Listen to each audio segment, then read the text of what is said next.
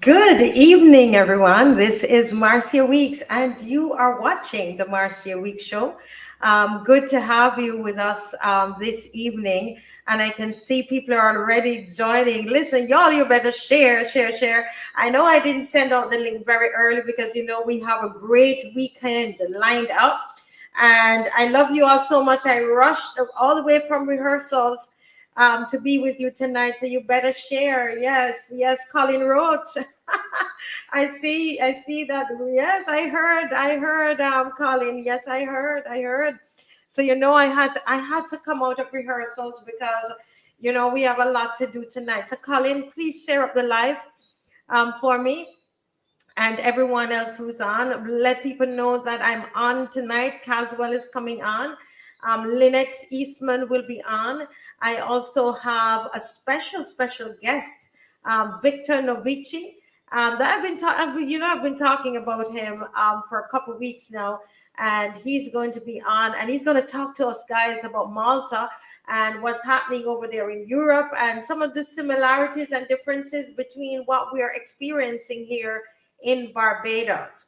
Now, you know that this weekend is a big weekend at Combermere School Hall, where we're going to have Victor is going to be sharing his testimony there, and we also have our production Speak Life is going to be on stage there, and we're dealing with the whole issue of the transgender education, same-sex relationships, etc. And all of that is happening in dance, in song, in theater. Oh my goodness, it's awesome. They're in their dress rehearsal right now. And as I said, I came all the way to talk to you tonight about that, and also to talk about some of the things that's happening in the country. So anybody realize that the Prime Minister was on radio today? Uh, she was on radio today. Do you realize that all the activism is causing her to come out of, I'm going to say out of hiding, because we haven't heard from her read this particular issue, Colin, but she was on radio today. And so we're gonna break that down and look at what's happening there. But before we do all of that, and I'm going to ask you again, please share.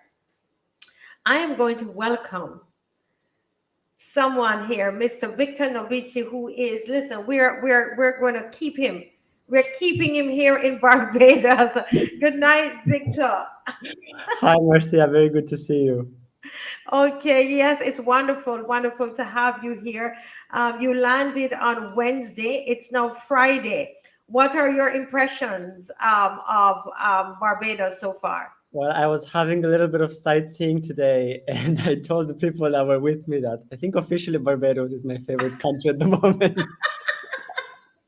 Of course. Where did you go? Where did you go in Barbados? Well, I think we kind of surrounded the island. They took me through what, three of the five towns of the island, or four of the five. I don't remember exactly because I couldn't remember the names and all of that. But I Names. was just, Okay. it's so beautiful. It's just so beautiful. It Yes. looks like a paradise here. I heard you went up to Cherry Tree Hill. That's one of my favorite places in Barbados. Yeah, I think I was there. I went there. Yeah, Yes, and you yeah. got some souvenirs and all that. Beautiful sight, I got beautiful everything. landscape. It's paradise. It's paradise, Right. but you have some people they're trying to change it, and so that we're concerned about that. Now, Mm. can you tell the audience what brings you to Barbados? And you're from Malta. What brings you to Barbados? Yeah, so I am living in Malta. Yes, I'm Moldavian slash Romanian, but I'm living in Malta. Why I'm in Barbados? Well, I'm here to share my story, how I left a life of sexual and gender confusion, and I want to speak about the dangers that somehow start to cripple in every country in the world, and that are really trying to steal the innocence of our children. Hmm. And it's happening in such a subtle way that we don't even get to realize how sneaky it is, and how it it starts by desensitizing us.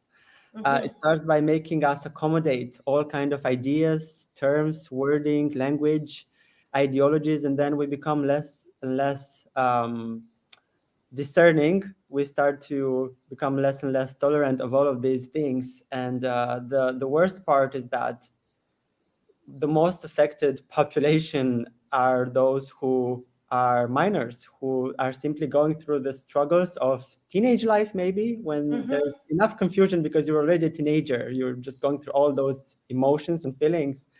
And when media and culture altogether and all these trends in Hollywood, they tell you that you can change your sex, you can become whoever you want to be just overnight, it's not helpful at all. We Mm-hmm. need strong men and women, role models, good models of men and women to educate our children, for our children to look at them and Mm-hmm. have someone that they want to become like, or they want to follow in a healthy, like a healthy manhood or womanhood, you know. Mm-hmm. Because when someone is confused, when you go through some internal turmoil, you usually, how it used to be, we would go to a psychologist or a therapist or a counselor, and we would want them to help us get Yes. out of that, not to affirm that confusion, right? So like, what is the job of a person that has wisdom and understanding is to help me get out of my issues, help me to realize what the roots of my problems are, what the roots of my confusion are, not to affirm my Mm-hmm. confusion, because that's an easy job to do. I just wash my Right. hands and I'm telling, this is who you are, just accept yourself.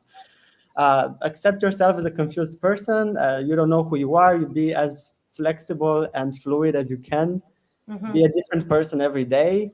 And I it's much easier to say, let's chop your body, chop pieces of your body, parts of your body, and to make them fit your thinking, which, by the way, might change in a couple of years, but we're just going to ignore that, you know. Mm-hmm. Mm-hmm. And I Mm-hmm. think it's such a big fat lie that we're telling the young generation that we're telling women that they can become men, and we're telling men that they can become women, where in fact you're not actually becoming a man. If you're a woman, you just start looking as a man, but you will never ever become a man, and vice Mm-hmm. versa.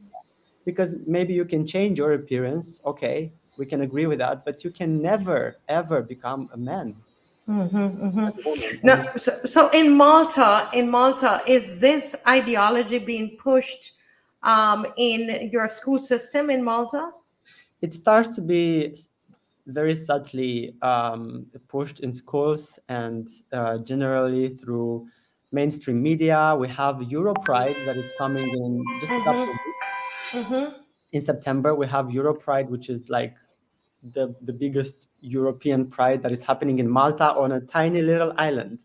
So this is, Oh, so it's happening in Malta. yeah, like the So hold a European, minute. So all of Europe, they're converging on Malta. yes, yes.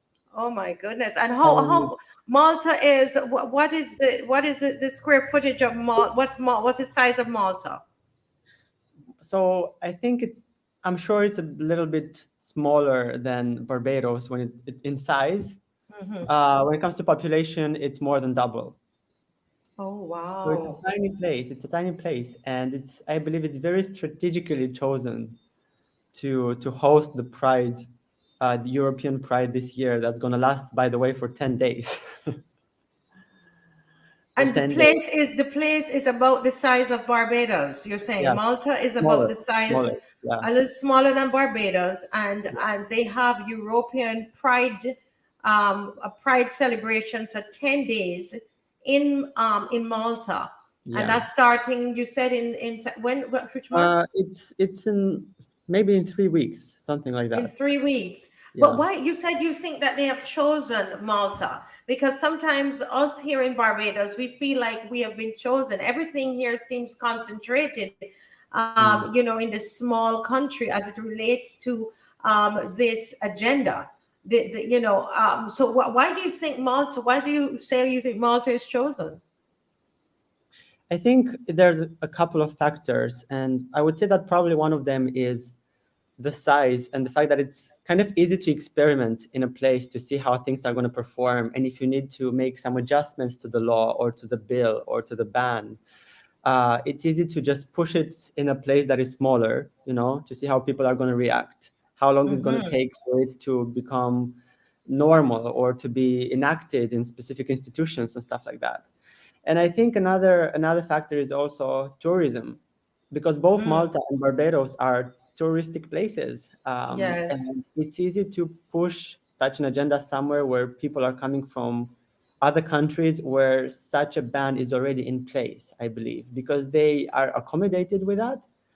And I believe that they are to some extent making the locals become more and more comfortable with it, or start to feel like it's something that they need to embrace. And maybe it's not something that you necessarily want, but when it's like all this bunch of people that are coming to your island with all these mindsets and thinking ideologies, and you have the government that is pushing that on your country already, it's quite a pressure, Mm-hmm. you Mm-hmm. know. So it's And very strategic. Now, absolutely. I heard you you spoke so eloquently at All Seasons Resort to various leaders only on Thursday. That was yesterday, actually. Yeah. And you spoke a lot about the various bills that were passed in Malta, which have now become laws, and that you weren't. A lot of people didn't realize what was being signed, what was becoming law. Can you talk Yeah. to us about that process, and then talk to us about what those laws are now? Yeah, so Malta was the first country in the European Union to pass a ban on so-called conversion practices in 2016.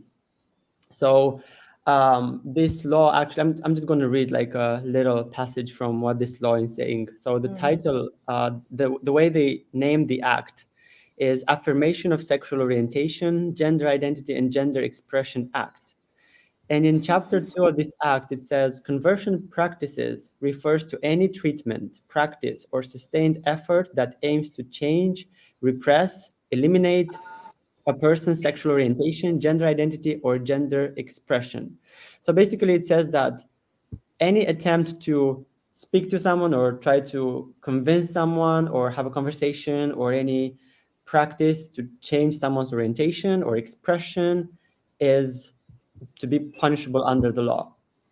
And because that was not enough, this year, at the beginning of this year, they changed that a little bit. So they added another definition, if you want. So they added that advertisement of such things are also prohibited. So they added this little thing which says that to advertise means the publication, display, spread, promotion, reference, circulation, or the authorization for the publication, display, spread, promotion, reference, or circulation of any material made with any method which links to or can be reasonably understood to link to the person, or so it goes like in a chain, like you Mm-hmm. can't speak about it, you can't write about it, you can't promote it, and you also can't speak about a person that speaks about that, or can't write about a person that writes about that. It's very wide, so that it can include as much as possible, and so that it's as interpretable as possible. Mm-hmm. Because in a legal context, if they want to accuse someone, they want to leave it as wide as possible, so that they will find loopholes and they will find a way to incriminate someone if they want to.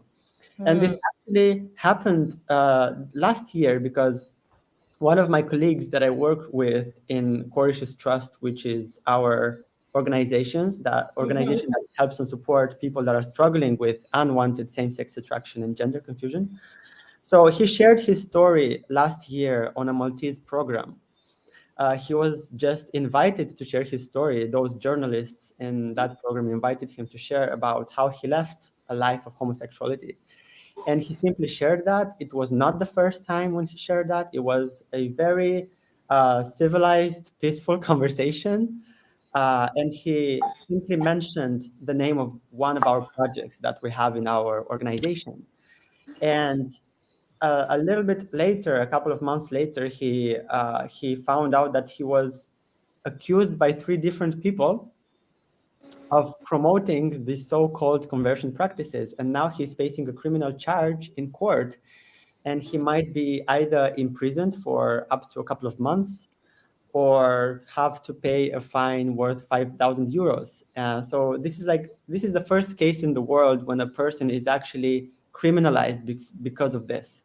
Mhm. So I also believe this is like another test that also happens in Malta, because there are many other countries that have these kind of bills in place, Mhm. which differ from country to country. But to actually have a person that is now being accused according to one of these bills has never happened before. So it's also happening in Malta at the moment.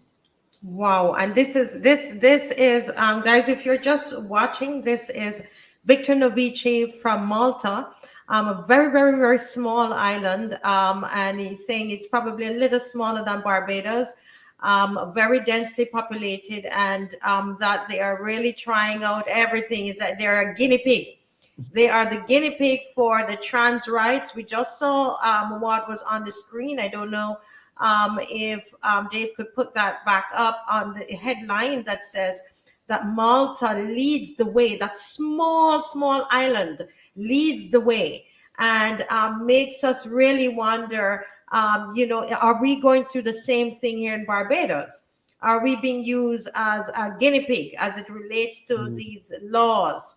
And so, if you're just joining, it says Malta leads the way for gay and transgender rights in Europe. Yeah. And you're saying that there is a pastor who, or a leader who, was convicted. Well, there he has a case in court, and they're Yeah. seeking to convict him of converting a same Promoting sex, promoting conversion practices. Yeah. or promoting. Look at that. Oh my goodness, they would lock me up. Yeah.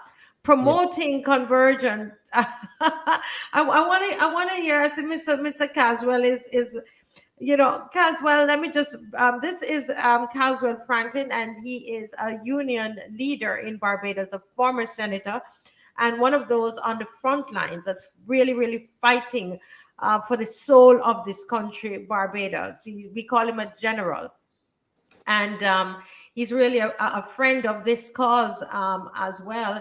And Mr. Franklin, I don't know if you heard what Victor was saying, how the laws were written so vague, in such a vague way that it was easy to catch catch anybody really. What are you, when you hear that, any bells go off in your head?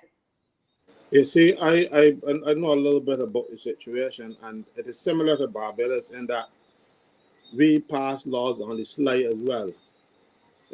Because the people in Malta didn't know when these bills were being passed. They didn't know that these things were in any bill. And this is what is happening in this country as well. Example, the National Insurance Amendment Bill. We found out about it when it was passed in the House.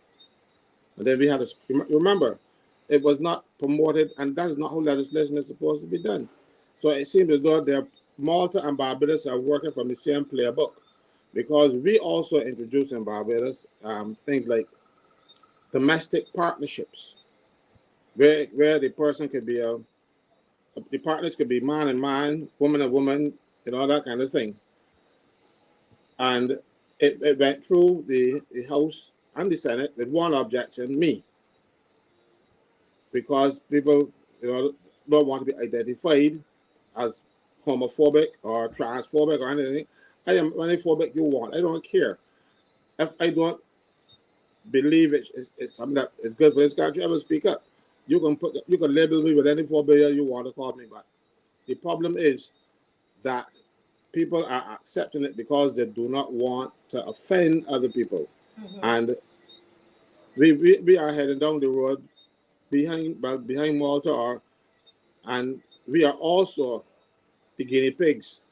I don't know for which region, because we were guinea pigs for India at one stage with the vaccine. You remember? Yes. So Malta is the guinea pig for the European Union, people in Europe, because they want to see how it will work. Malta is a small society, and it is easily monitored, and you can get your information from them much easier than a widespread society. And you can have you can get Malta as a case study, and that is the same thing that they're doing for Barbados. So we have to learn from Malta, because if we don't, we will find ourselves in the same position. Yeah. And just for those who are watching, good night. I see more people are joining. Continue to share. Victor is going to be at the Combermere School Hall tomorrow evening giving his personal testimony. And also we have about a cast of about 45 young people who are going to be sharing their faith tomorrow and taking a stance, all right, and saying that they're not, they're not interested in transgender education, etc. So all of that is happening tomorrow at 6 o'clock at Combermere School, so you can come out and hear more of what Victor is saying. And I think Barbadians need to listen up because, as Caswell is saying, there are lots of similarities with Malta. When I heard him, I jumped. I said, oh my goodness, I remember the Child Protection Bill with a lot of clauses that are wide and vague and seeming like they're trying, they could, a lot of parents could get into trouble. What if the parents are not in agreement for their children to be taught these kinds of philosophies and ideologies? What is going to happen? And so the Child Protection Bill seems to be wide enough to, cause a lot of parents to be incriminated. So I think that that tomorrow it would be great for you to come down and to hear more of what Victor is saying. But Victor, not only was the pastor, The worship leader. the worship leader. I'm sorry, worship leader. No, there's no charge against him. Your bank accounts, is it 2 or 3 of your bank accounts were closed, right? Yeah. So our ministry is registered in Northern Ireland, which is a part of the UK. And 3 years ago, two of our bank accounts, which we were banking with Barclays Bank at that time, and our bank accounts were just simply shut overnight. They simply told us that they don't have to give us any explanation as to why they closed our bank accounts. They continued to state that they support everyone and that they want everyone to be included in society, apparently except us. And we took them to court with the help of a private organization called the Christian Legal Center. And 3 years later, which is last June, we got them to pay us a check of over £21,000 for just shutting down our bank accounts. And we found out that after media picked up on this situation and decided to report on what was going on, we found out that we were not the only ones that went through that. And apparently, specifically Barclays, but other banks as well, were doing this job of like a political organization deciding who is worthy of having a bank account and who is not. So apparently in 2023, if you don't support fully the values of your bank, you might end up losing your bank accounts. Wow, losing your bank account. Mr. Franklin, it's somehow listening to Victor, it seems to me that he's here to give a warning to us in Barbados. I don't know, that's just how I see it. I feel like we are being warned as a nation to be very, to be alert. That's just how I feel about it, Mr. Franklin. Any thoughts on what you just heard? He who has ears, let him hear. Trust me, you remember with the nurses' strike, the government of Barbados went onto the nurses' account and take off money. So we are following a playbook from somebody. Correct. And if Malta went through, I don't think we have to go through it so we can learn from what happened to them. I suspect that the Lord sent them to Barbados to open some people's eyes, and I hope that they're open. But by the time he departed Barbados, I hope that a lot of eyes are open, because here we are, half a world apart, same things are happening. Yeah. Someone saying here that it sounds like the blueprint. As soon as I heard it come hard, that I mean, actually, when he said it and made a comparison and started to talk about what was happening in Malta, literally there was a rumbling in the place, because it just confirmed what we all have been feeling, especially with the Child Protection Bill. when we see what happened, we remember what happened to the nurses, where they went into their bank account and tried to mess up their bank account to stop them, right? And so we have to be on the alert, everybody that's listening. And, I think this is so important. So tomorrow night, Victor is going to be at the Combermere School, and he's going to share more of his personal testimony. Plus, there is a full theatrical production of a young girl, Zoe, 15 years old, who struggles with gender confusion, but then she finds her identity in God. And while that's fictional, uh, Victor is going to give us the real life story of how God changed his life. Victor, before we close this segment, is there anything that you want to say to Barbados at this time? Well, I would just really want to encourage you guys to speak up, to use your voices, because this is going to affect everyone. I know that some people think that this is happening somewhere out there. And usually when we don't see things right in front of our eyes, we kind of tend to ignore it. Mm-hmm. But things are moving so quickly in the last couple of years. I don't know if you've noticed how quickly things are moving. And overseas, it can take it, I don't know, just a couple of days to come to your country. So use your voices and spread the information as much as you can. Spread videos like this, podcasts like this, and do the best you can to protect your children, because they are the target. They're not targeting us. Even I'm 27, but they're not targeting the older generations. They're targeting the children, because if they manage to brainwash the young generation, they already win all the further generations that are coming. My goodness. Somebody here writes, Malta is 27 kilometers long by 14.5 kilometers wide, 246 square kilometers. Can you see how evil this whole thing is? And they are going to descend on them in 3 weeks, all throughout Europe for 10 days. That's where the big celebration happens. And they have tested all of those laws. They're testing them in Malta. And I mean, anybody who asks in the Caribbean, because when they say Barbados, you guys seem to have it in a concentrated form. We are the guinea pigs. They are using our prime minister, and she's just allowing it to happen. It seems that's what it appears. And so we are the guinea pigs. I hope we will listen to what Victor is saying to us and take the warning. And Victor, thank you so much for being with us here on the Marcia Week Show. And we look forward to seeing you at Combermere tomorrow. Me too. That's gonna be amazing. Yes. Did you have any Bajan food as yet? I think I tried some local pastries and some fruits that I think you called akis. Yes, Akis. Yes. It's a little. Was it sweet or was it sour? Sweet, yeah, sweet. The Sweet. Oh, you texture was had really weird. the Really texture. weird. Well, we like them. And I heard a little birdie told me that you had jam puff. You had jam puff too. I don't. What is that? Jam Maybe I puff, had it, but the pastry with the red thing in the inside. Did yes, you yes, you yes. had that one? Okay, and Yeah, currant slice and all that. I So we love hope, that. yeah, we're gonna take you to Oystins tomorrow night, okay, to get some fish and I'm so so- on. Thank Thank you you. so much, Victor. Good to have you on. My pleasure. Yeah, God bless. God bless you.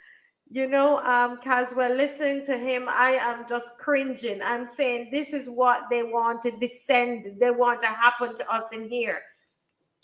This is what they want to happen. They want to bring in all of these legislations, all these changes, and almost like we're not supposed to say anything. No, they're not. They think that they're all lords and masters, and we are sitting at their feet and they're dispensing what they have for us. I'm very sorry, but I'm not going to sit down and allow this country to be destroyed as long as I have breath. I was keeping very quiet. I was saying, well, okay, that's what the country wants. Let them have them. But there are certain times where you cannot just sit down and say nothing. You know, this move here, and I see, I heard, I don't listen to her.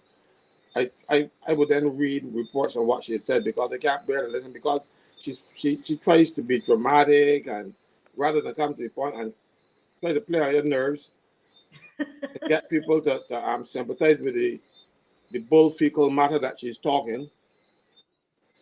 But you know, you're sure you can't use words like that, so I have to use another. It's basically bull fecal matter. That's Yes. all it is. And I I just read what the synthesis from the reporters. I've been getting some so far, and uh, right now she's not said anything that profound or even makes sense. That is probably because she doesn't understand what she was talking about. She's delivering a message that somebody gave her. Mm-hmm. You know? So I'm going to reveal some things tonight on this show. And I'm sorry we didn't do this yesterday so she could address this issue too. But she will come back because they have to come back. Because you know they listen to the show. You know what? Before you reveal all of that, guys, Caswell has a bombshell to reveal to you all tonight. Okay, and I know we haven't been on in a couple nights, and so listen, we need more persons on here. Please share. Wayne, good evening. Tracy Brown, good evening. Sharon Haynes, all the people coming back. Everton Hunt, Andrea Critchlow, I miss you all so much. Listen, Pauline Maynard, I was with the children, working with the children, and so I couldn't come on all these nights. But I want you to share, guys. Please share. Spend some time now and share.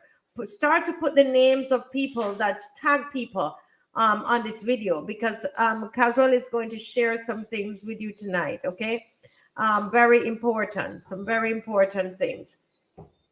Yeah, tonight. So go ahead and share. Now, Mr. Caswell, what is interesting is that I remembered that when we started the marches about the transgender education, etc., people said, "Oh, what are they talking about? They need to be quiet and so on."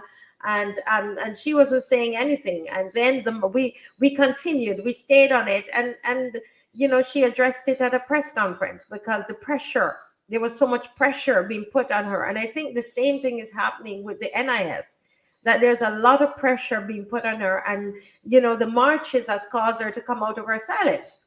And so it was very interesting that she had that press conference that was carried, seemed to have been carried also on radio. And I was at rehearsal, didn't hear of it, but people, as you said, are sending little bits of it. But the fight goes on. The fight goes on, guys. The fight goes on.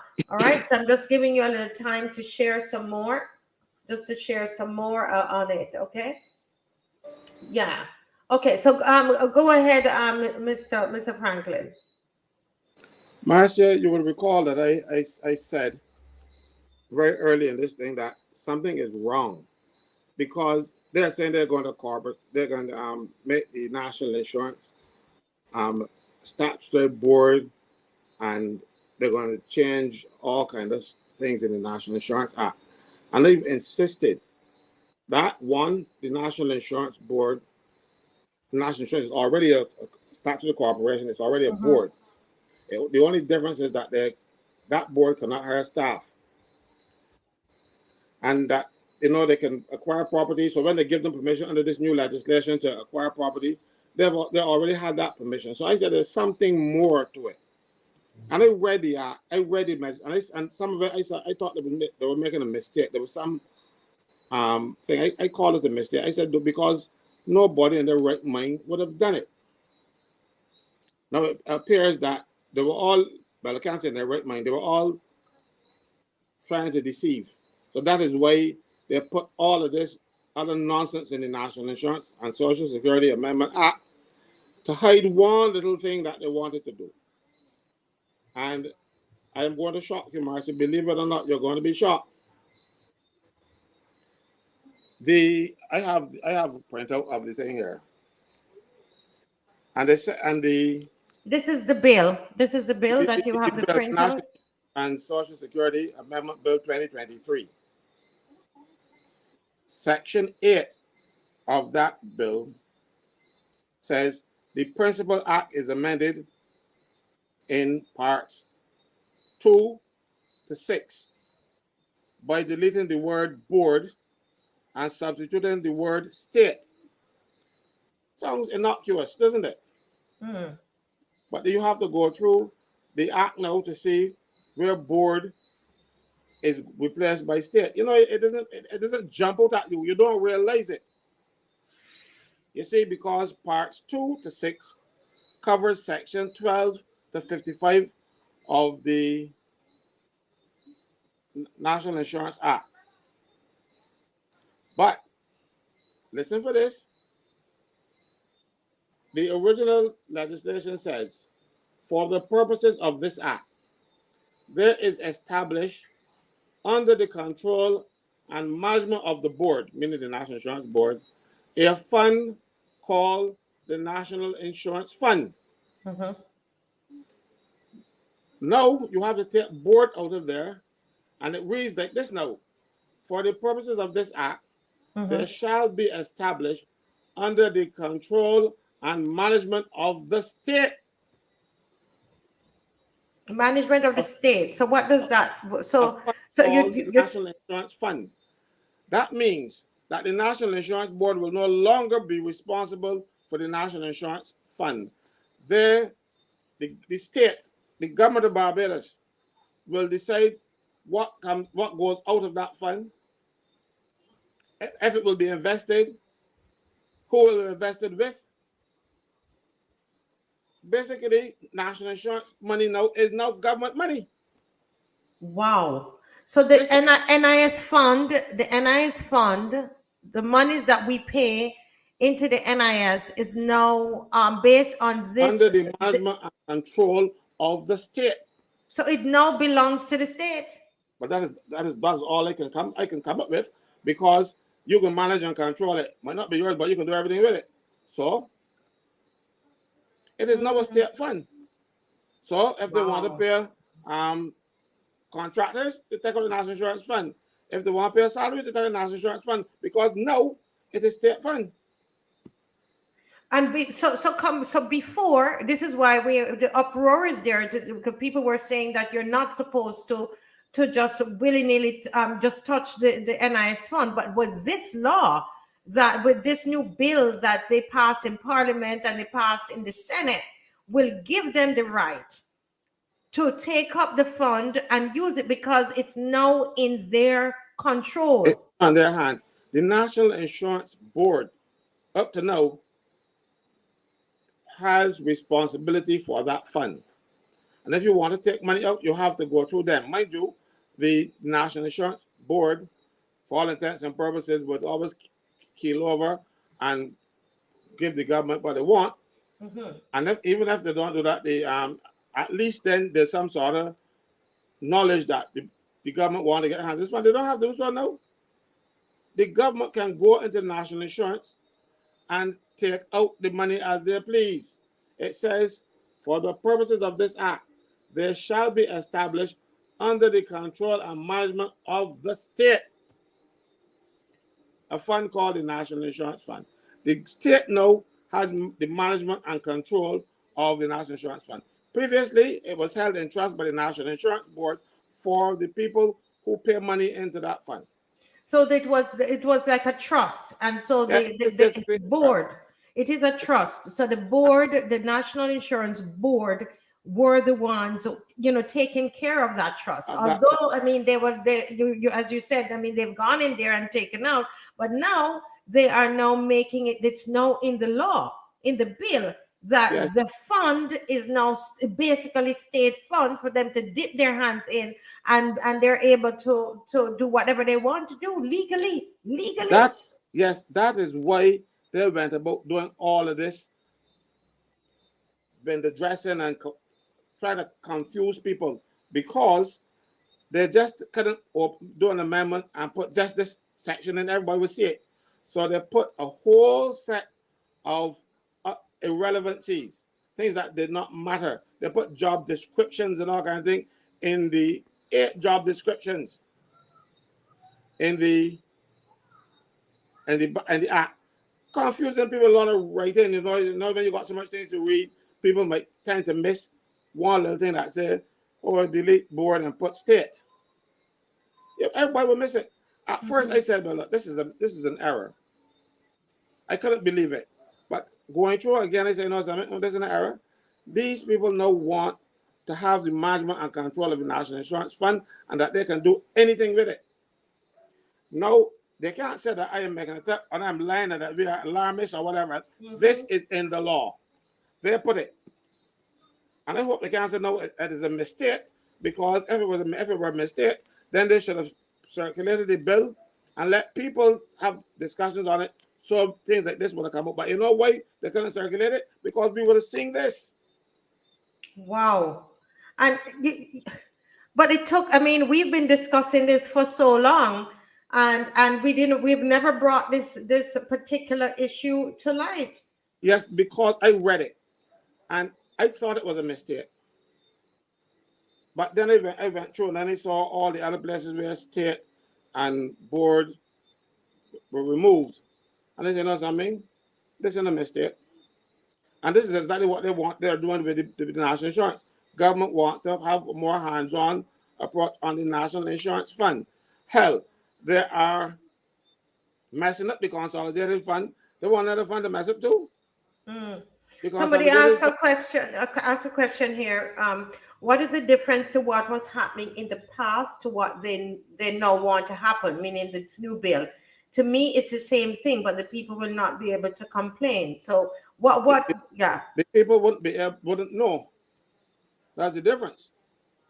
Because you must remember, the National Insurance Board, if the unions were behaving like they were intended to behave, to represent the interests of the workers, things like this will not pass them, because NUPW, BW have permanent seats on the National Insurance Board. So too does the Employers Confederation. The Employers Confederation is also a trade union. So those 3 unions, mind you, the Employers Confederation is a union of employers, as opposed to the unions that we're accustomed to.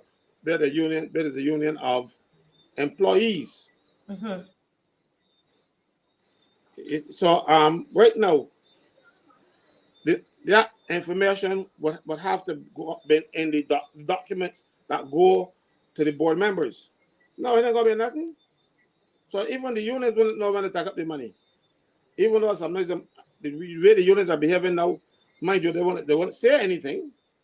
But I was hoping for the best, because people like Frank Walker used to protect that National Insurance Fund like it was his. Now Frank Walker must be rolling in his grave to see what his union has turned out. How it has turned out. NUPW, they have a permanent seat, but no, they wouldn't know when the government go and get involved with the National Insurance Fund and take out some. Because but Jacqueline, what Mr. Caswell is saying is that it's now in the bill. It's now they're seeking for it to become law. It has to now go to the president. They passed it already. It's passed already. So wow. All they have to do is waiting for a proclamation. I was checking the official gazette before I when I was doing up this thing, my notes, and I checked the official gazette, and I haven't seen the any proclamation or anything like that. So you'll be surprised. I know it says the fund. Let me go to subsection 2. It says there shall be paid into the fund all contributions payable under this act by employers and insured persons, all rents, interest on investments or income derived from the assets of the fund, all sums recovered under this act. They tell you what must go in the fund. So everything that insurance get goes into that fund. And government will have complete control of it now. They don't even have to look around and pretend that they're thing. And then it says here, subsection 5, any monies forming part of the fund may be invested by the state in such manner as and in such securities as the minister responsible for finance may direct. So they have taken out board. So the board don't have any say of how the national insurance funds will be invested. The state will decide that. Whoever representing the state. Mm-hmm. You know, I am not making it up. It is there. Oh, and I see that you have it on the screen now. Yeah, you could make it there. a little bigger. Yeah. These people have set about to deceive the people of this country. So this is it on the screen here. This is it on the screen. And what section they need to look at? It is section 8, the one that you're pointing at right now. Mm-hmm. The Principal Act is amended in part 2 to 6 by deleting the word board and substituting the word state. Mm-hmm. But now, in order to understand, you now have to go down into the Principal Act and see where board is mentioned, and where you have to change that. And one such place, there are others, but the one that bothers me most is that the National Insurance Board will no longer be responsible for the fund called the National Insurance Fund. That is not a mistake. And when you do it in the slide at night, but everybody was going to go over, you didn't want anybody to know. And that is the type of governance that Barbados does not need. Something like this should have caused the government to go. Because this is deception. Mm-hmm. They will deceive you. Next thing you know, they'll be asking not only people from St. Andrew to pay back money, but they'll ask people from St. Thomas and St. George. You know, this is deception. They knew what they were doing, and they calculated this whole scenario to make sure the people don't find out. Mm-hmm. So did it say? Did I hear you well? It says that the Minister of Finance. Did it say Minister of Finance, or it just said Minister? No, the investment of the fund now. Mm-hmm. It used to be any money forming part of the fund may be invested by the board. Right. In such manner and in such securities as the Minister responsible for finance may direct. That now it goes from board to state. Mm-hmm. So the state will decide and the minister will decide. One and the same person will make all the decisions. So it's that would be that would be which minister? That's the Minister of Labor? No, no, the Minister of Finance. Minister of Finance, because the investment part of it. So that's why I was listening. So, so basically, the Minister of Finance will determine how the money is invested. So that is the Prime Minister. Is the Prime Minister. So so basically, this woman has taken the fund and put it basically sit down on it like a mother hen. So she is in charge of the NIS fund. Is that what I'm understanding in layman terms? Yeah, that's all it is. Because it says the state will now replace the board everywhere in this act. May you see board, you read state. Why will you take the board now is rendered useless? You see, the National Insurance Board now is replaced by the state. And who was the state? It was basically the Prime Minister and her cabinet. Because they're the who make decisions for the state. And who make decisions for the Prime Minister and the cabinet? The Prime Minister. And according to that piece of legislation, who determines how the money is invested? The Minister of Finance, who is the Prime Minister. So that's why she was so angry when the man asked her the question, because she has taken the people's money and sit down on it like a mother hen sitting on eggs. Okay, so she's sitting on people's money. That's what it is. She wants to be a feudal king or probably queen, where she could make laws and everybody has to obey, no opposition to it. You remember in COVID, when they start with these emergency stuff, they took all the cabinet gave her all their powers to make rules. So she made rules. She could have made rules for anything and everything, almost everything about Barbados. She didn't have to refer to anybody. To this day, she has not laid those rules in the House as is required by law.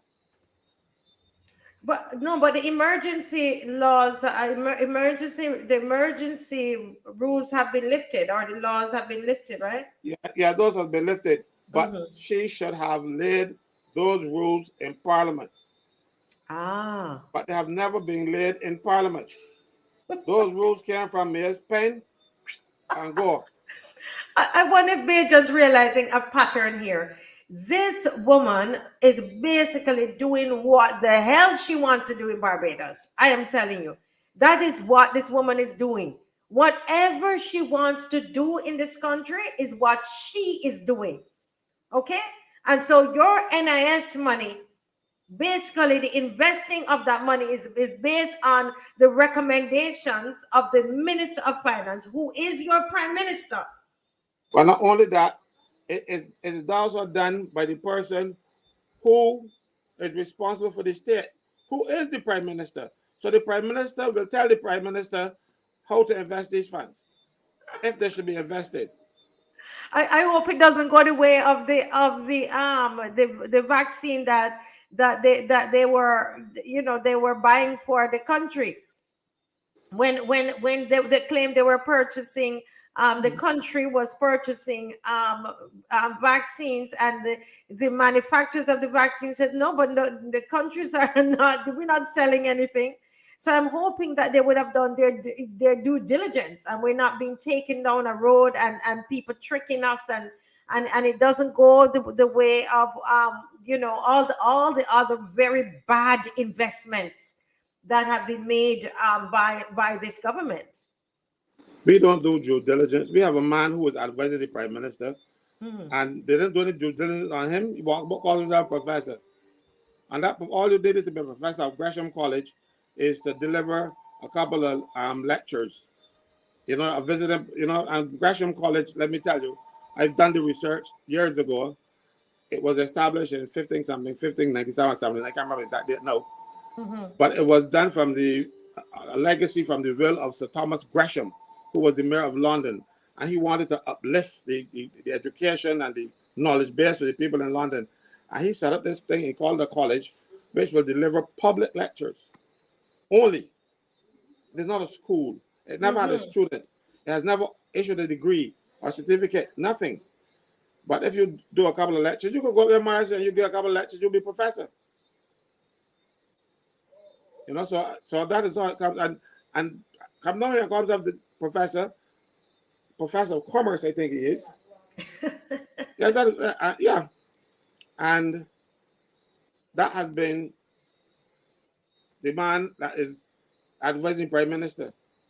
That's the man advising Prime Minister. But as you said, you know, it's always a bunch of phony fraudsters, all kinds of different kinds of people that are associated with our government. And I think that we need to, this is something that Barbadians need to look into. When I don't know if anybody remember the whole story about White Oaks, that even the external, the creditors, they are the ones that sounded the alarm to say Barbados is being ripped off. It's there in black and white. Yeah, but I you as well, Mr. I told him so in the Senate, and because when I heard about White Oak, and I same night I went down, and I know what company house is, so I went to the company house in England, searched White Oak, two people, and the 2 years prior to we getting them as our advisors, they made $0.00 as reported income. And then we hear that these were such successful people and doing restructurings all over the world. No, they were doing restructurings in Barbados. And they get paid a hell of a lot more than anybody else would have gone for restructuring. And they had no experience, they had no knowledge. All they had when the Prime Minister found out about them within the first 5 days of her government and rushed to them, if it's to believe, because within 5 days of becoming Prime Minister, she went for White Oaks. And that was also done by a Prime Minister without a cabinet And now she is going to be dealing with the National Insurance Fund. God help us as minister responsible for finance and as the person responsible for the state. Lord help us, because I am not accusing anybody of doing anything wrong. I'm just saying that we should not leave the temptation out there for them, because you never know what can happen. Yeah. You know, because if you put candy in front of the child, and that big child over there might take up some, so you do not leave the candy in the child's way. That's all I'm saying. I'm not accusing her of doing anything wrong. They like to sue me, you know. When I wrote about when I spoke about the vaccines, I got a letter from my father threatening to sue me and all kind of thing. And all I did was quote Biden. What Biden was saying that this money that if the United States has provided the countries if they get 70% of the people vaccinated. Barbados was working toward that 70% because they would have gotten money from the United States. Biden says, well, not me. I only repeated them. And it was threatened with a lawsuit because I repeated what Biden said. That was news. I quoted the news. But the party didn't want to buy Barbados, and who didn't hear it to hear it again? You see, so this big mouth of mine will not slander or defame anybody. At the same time, I will speak the truth. And I will speak the truth that is provable. Like this here, where it says in the legislation, where nobody, trust me when I tell you, I didn't listen to the debates in the Senate. I didn't listen to the debate in the House. But I bet you nobody in that debate mentioned something as critical as this. I doubt it very much.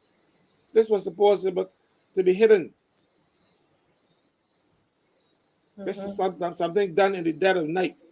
Correct. But whatever is done in the night comes out in the day.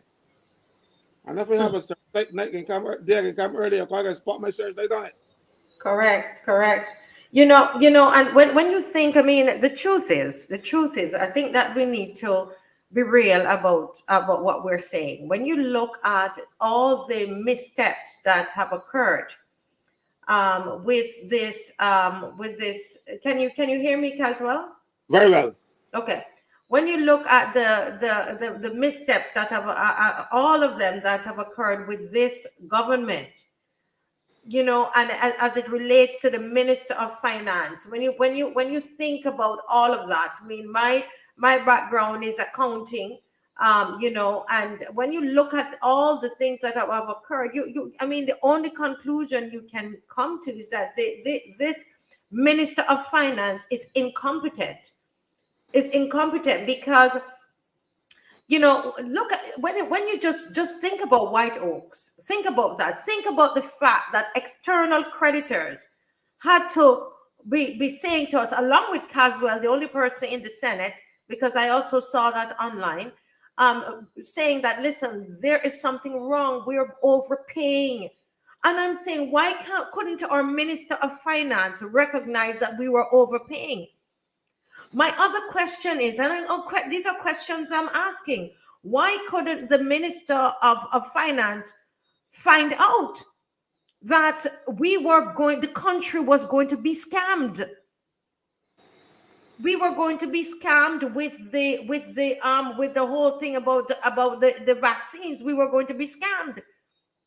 Why couldn't our able Minister of Finance?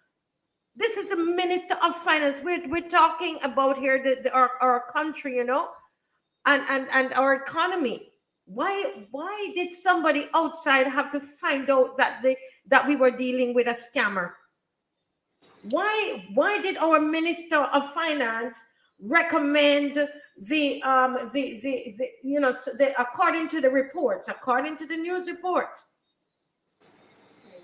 the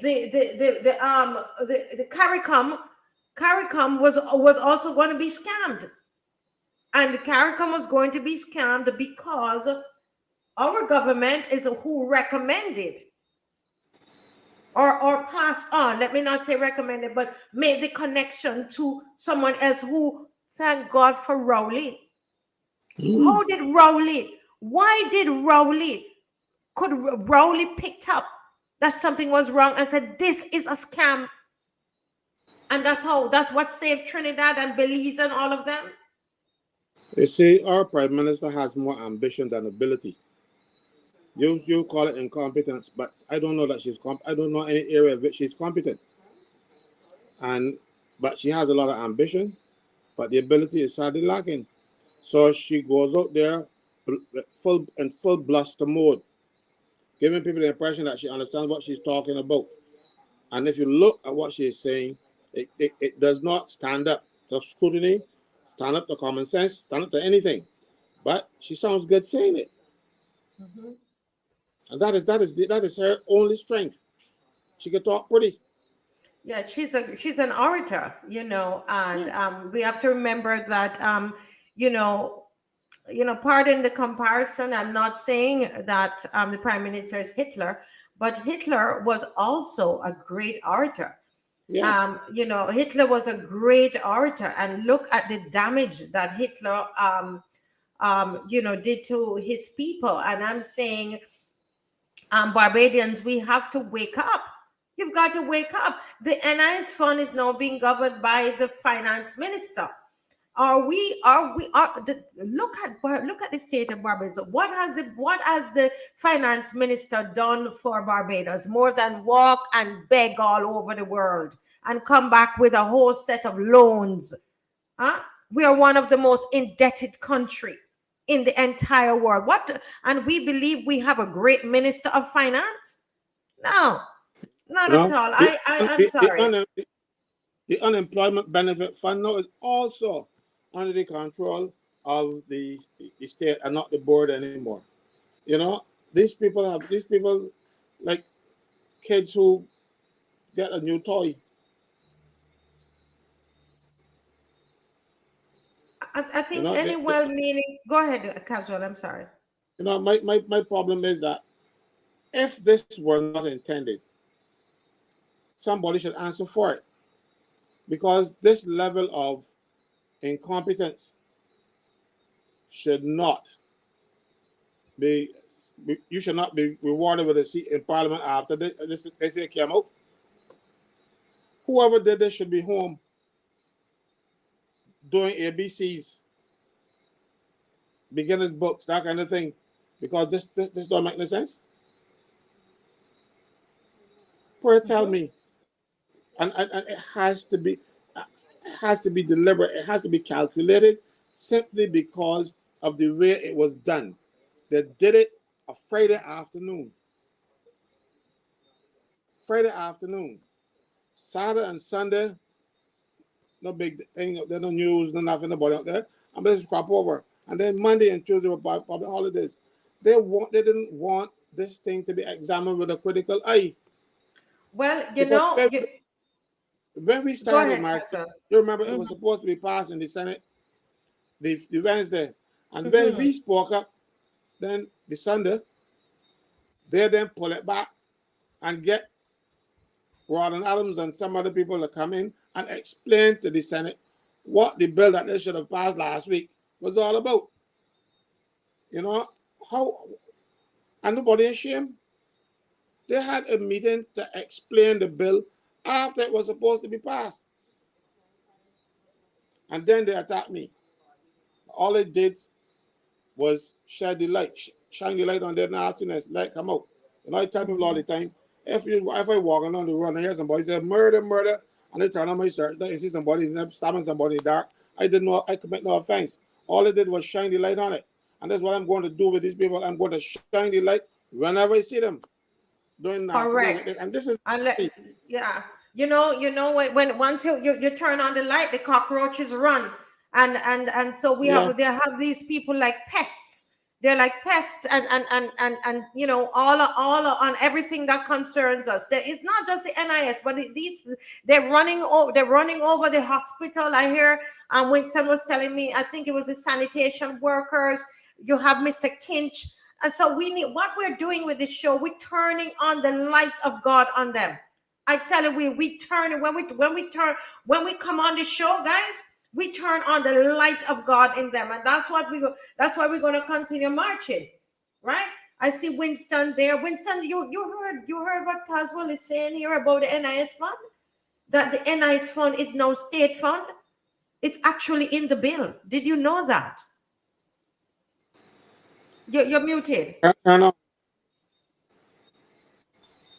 Yeah, I would have seen what was put up there, and I would have heard him speak about it. And I'm sure that this is a surprise to everyone because this was concealed from the public, and this should be a real surprise to everybody listening to this, and it needs to be made public. I will share this like crazy because quite a few people, I'm sure all the people who have been praising her on Instagram and stuff when she's speaking about her going away and taking a vacation, I'm sure that they should change their minds now when they hear this.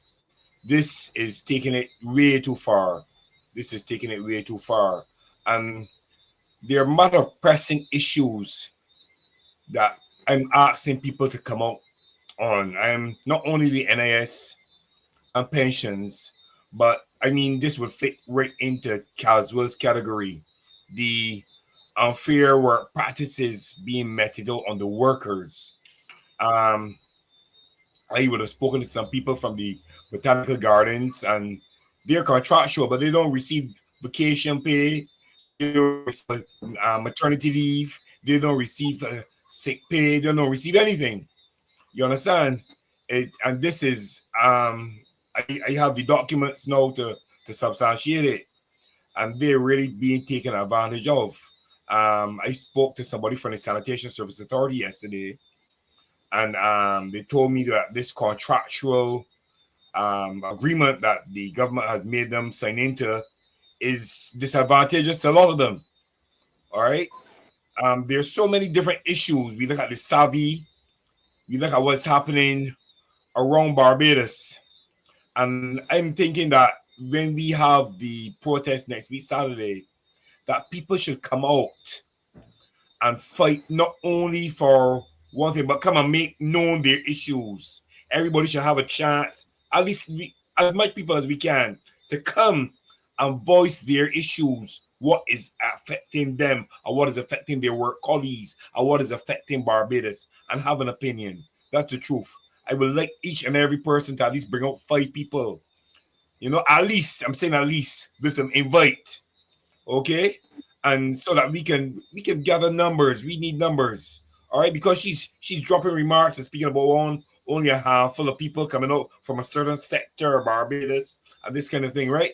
But when we listen to the survey being done on 99.3 and those radio stations, we're hearing that only 2% were for the NIS and pensions bill. 98%, 98%. I heard that day before. 98% were against it. But it's just that people are not coming out and speaking. But if you walk through Bridgetown, people stopping me through Swan Street, High Street, Bolton Lane, everywhere. They're stopping me and saying, keep it up, this, thing, that. I'm asking them each to come out. I'm asking everyone to come out. Please, because with numbers, we know sometimes they look at us as prospective voters. But we don't know if she's running again, right? But the others will. So let's come out. If we come out, we will hit home. That's all we need, the numbers. And I'm begging each and every person to come out. Listen, Yes, please. you said something there just now that caused me to I lower my head a little bit. I reach into my bike Mm-hmm. because I want to support you. Understand? I want to support you from the basis of the law. And the government is the biggest offender when it comes to these things. We have people working at statutory boards, and National Conservation Commission is a statutory board, That's right. and they are bound by the Holidays Repair Act. And then let me read something. I can read the offenses to you. It says, any employer who A, refuses to allow an employee to take an annual holiday to which he is entitled. B, I'm not going to read all of this, what you feel. Gives an employee less annual holiday than the annual holiday to which he is entitled. C, fails to pay an employee the average or part thereof to which the average payer or part thereof, to which he is entitled in respect of his annual holiday or part thereof, in accordance with this act, is guilty of an offense and is liable on summary conviction to a fine of $10,000 or to imprisonment for a term of a year or to both. So what the government is doing is criminal. What the government is encouraging the National Conservation Commission to do is criminal. It's a crime. And it's a serious crime because you're paying $10,000 or you're going to jail for a year. But government is telling people that they're on contract. They are not on contract. Then the only body who can determine if something is not as a contract now used to be the National Insurance Board. The change board, the state. So now the state will determine who, if you are a private contractor or not. Could there? If you work for someone, the people still can work at 8 o'clock, take lunch at 12, take out national insurance for you, give you vacation. You can bring in your staff to help you work. If you're a contractor, you could bring your own staff and put your staff to do the task for you. Now, if you can't have all of those things, you're an employee. But then the government is leading the charge and getting contracts for some of its employees, a lot of their employees and calling them contractors. Now the private sector now turns around and doing it too, and they also love it. So when you approach the private sector, they say, well, the government doing it too, so we don't talk with them. And that's the problem. The government should set an example, and the example that they are setting is criminal. But you know something? I ain't calling them criminals on my own. I'm calling them criminals based on what the act says. Yes, that's correct. But you know something as well? What I'm noticing too in this is that certain companies are not paying these contractual workers the NIS, right? Because they're under contract. So they're saying that they're termed as self-employed. But when these people go to NIS, they're saying, but you work for a company, you can't be self-employed. So there's a lose-lose situation. This is what is happening. But it is worse than you think, because those people, not only companies, but government, I can stress my government, because government got to fix this. That's why they're calling Jordan is a nuisance and he should resign. Right? Yes. When you go to national insurance, you get injured on the job. You got fellows that are working with cutlasses. And a cutlass slip out your hand and land into somebody. Accident. I ain't seen nobody attack nobody or anything. Accident. Cutlasses get away. You go to national insurance. You are down as a self-employed person. Self-employed persons do not get injury benefits. That's correct. Right? And the thing is, you are covered for injury benefit from the time you sign on for work. Oh, the minute that you start working, you are covered for injury benefits. Not so for sickness benefit, because for sickness benefit, now you're going to be employed for 9 months or something. So I can't say much of this now before you can get anything. The quarter before the last and all kind of nonsense to work it out to be now. But you will not get, a lot of people will not even get sickness benefits. You will cover for sickness benefit, but since you're not employed long enough to qualify, you're not going to get that either. And you're not going to get injury benefit because you're saying you're self-employed. Self-employed people do not get injury benefits because any self-employed fellow working by himself cut his hand and then say, well, I get injured at work. Nobody will know that. So they're not covered. They're not covered for injury benefit. They're only covered for sickness benefit. And the government is doing that to its people, the people that it's supposed to be protecting.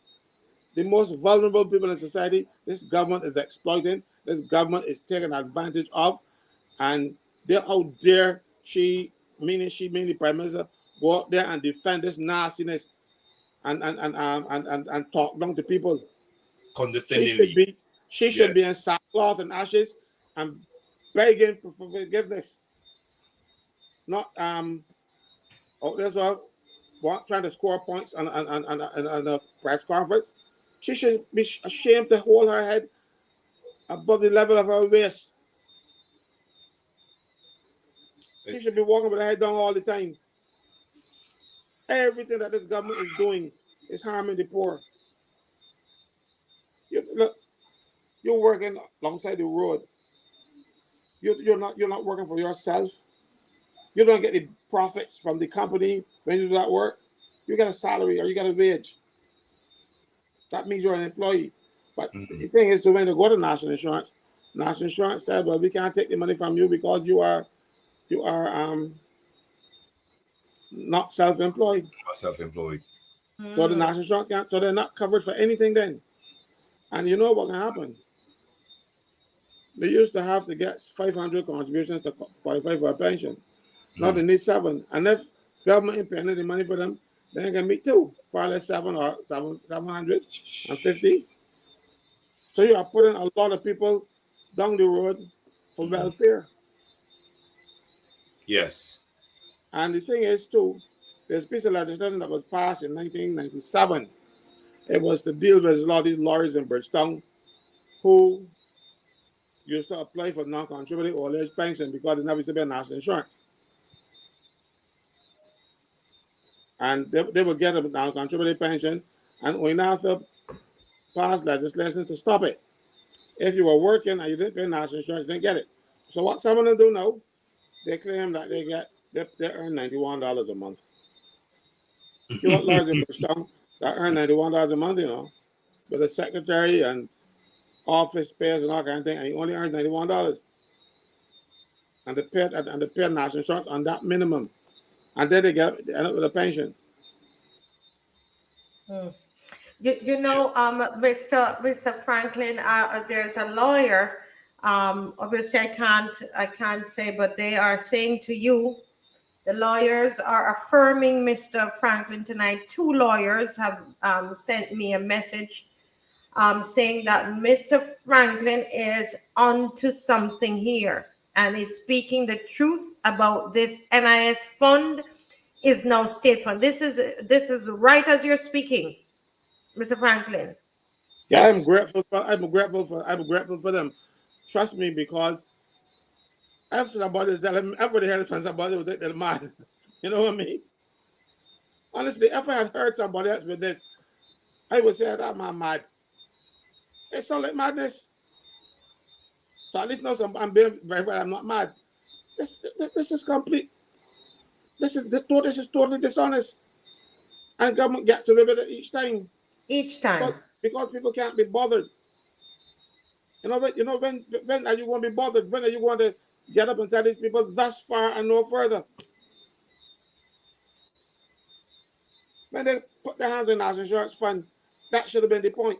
But no, when they're ready to take out $1.3 billion of it, and only few people, Marcy Weeks and her, few people only protested, then they feel like they do more. The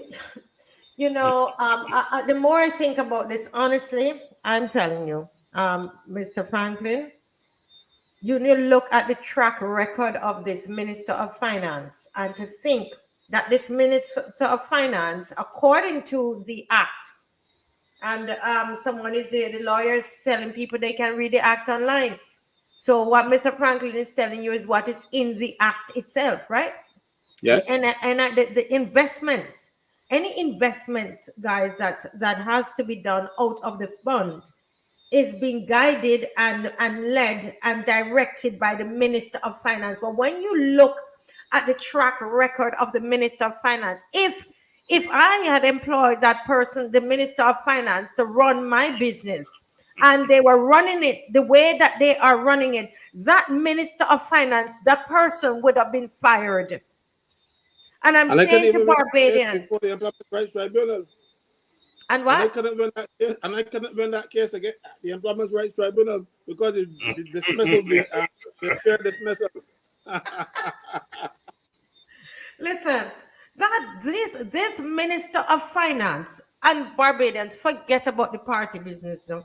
Just look at the situation. Look at what has happened. Look at the debt that she has run us into. There's no creativity. She has not generated anything within the economy, the money that is there. It's nothing is generated within the economy.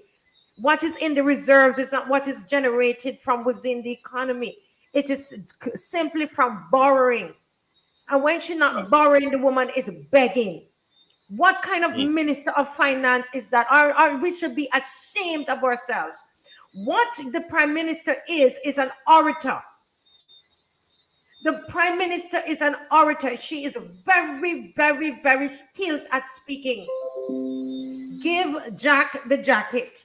The woman is class, as she did at the press conference, which is why I don't listen to the press conferences anymore, because I decided from in COVID, nobody going to tie up my head.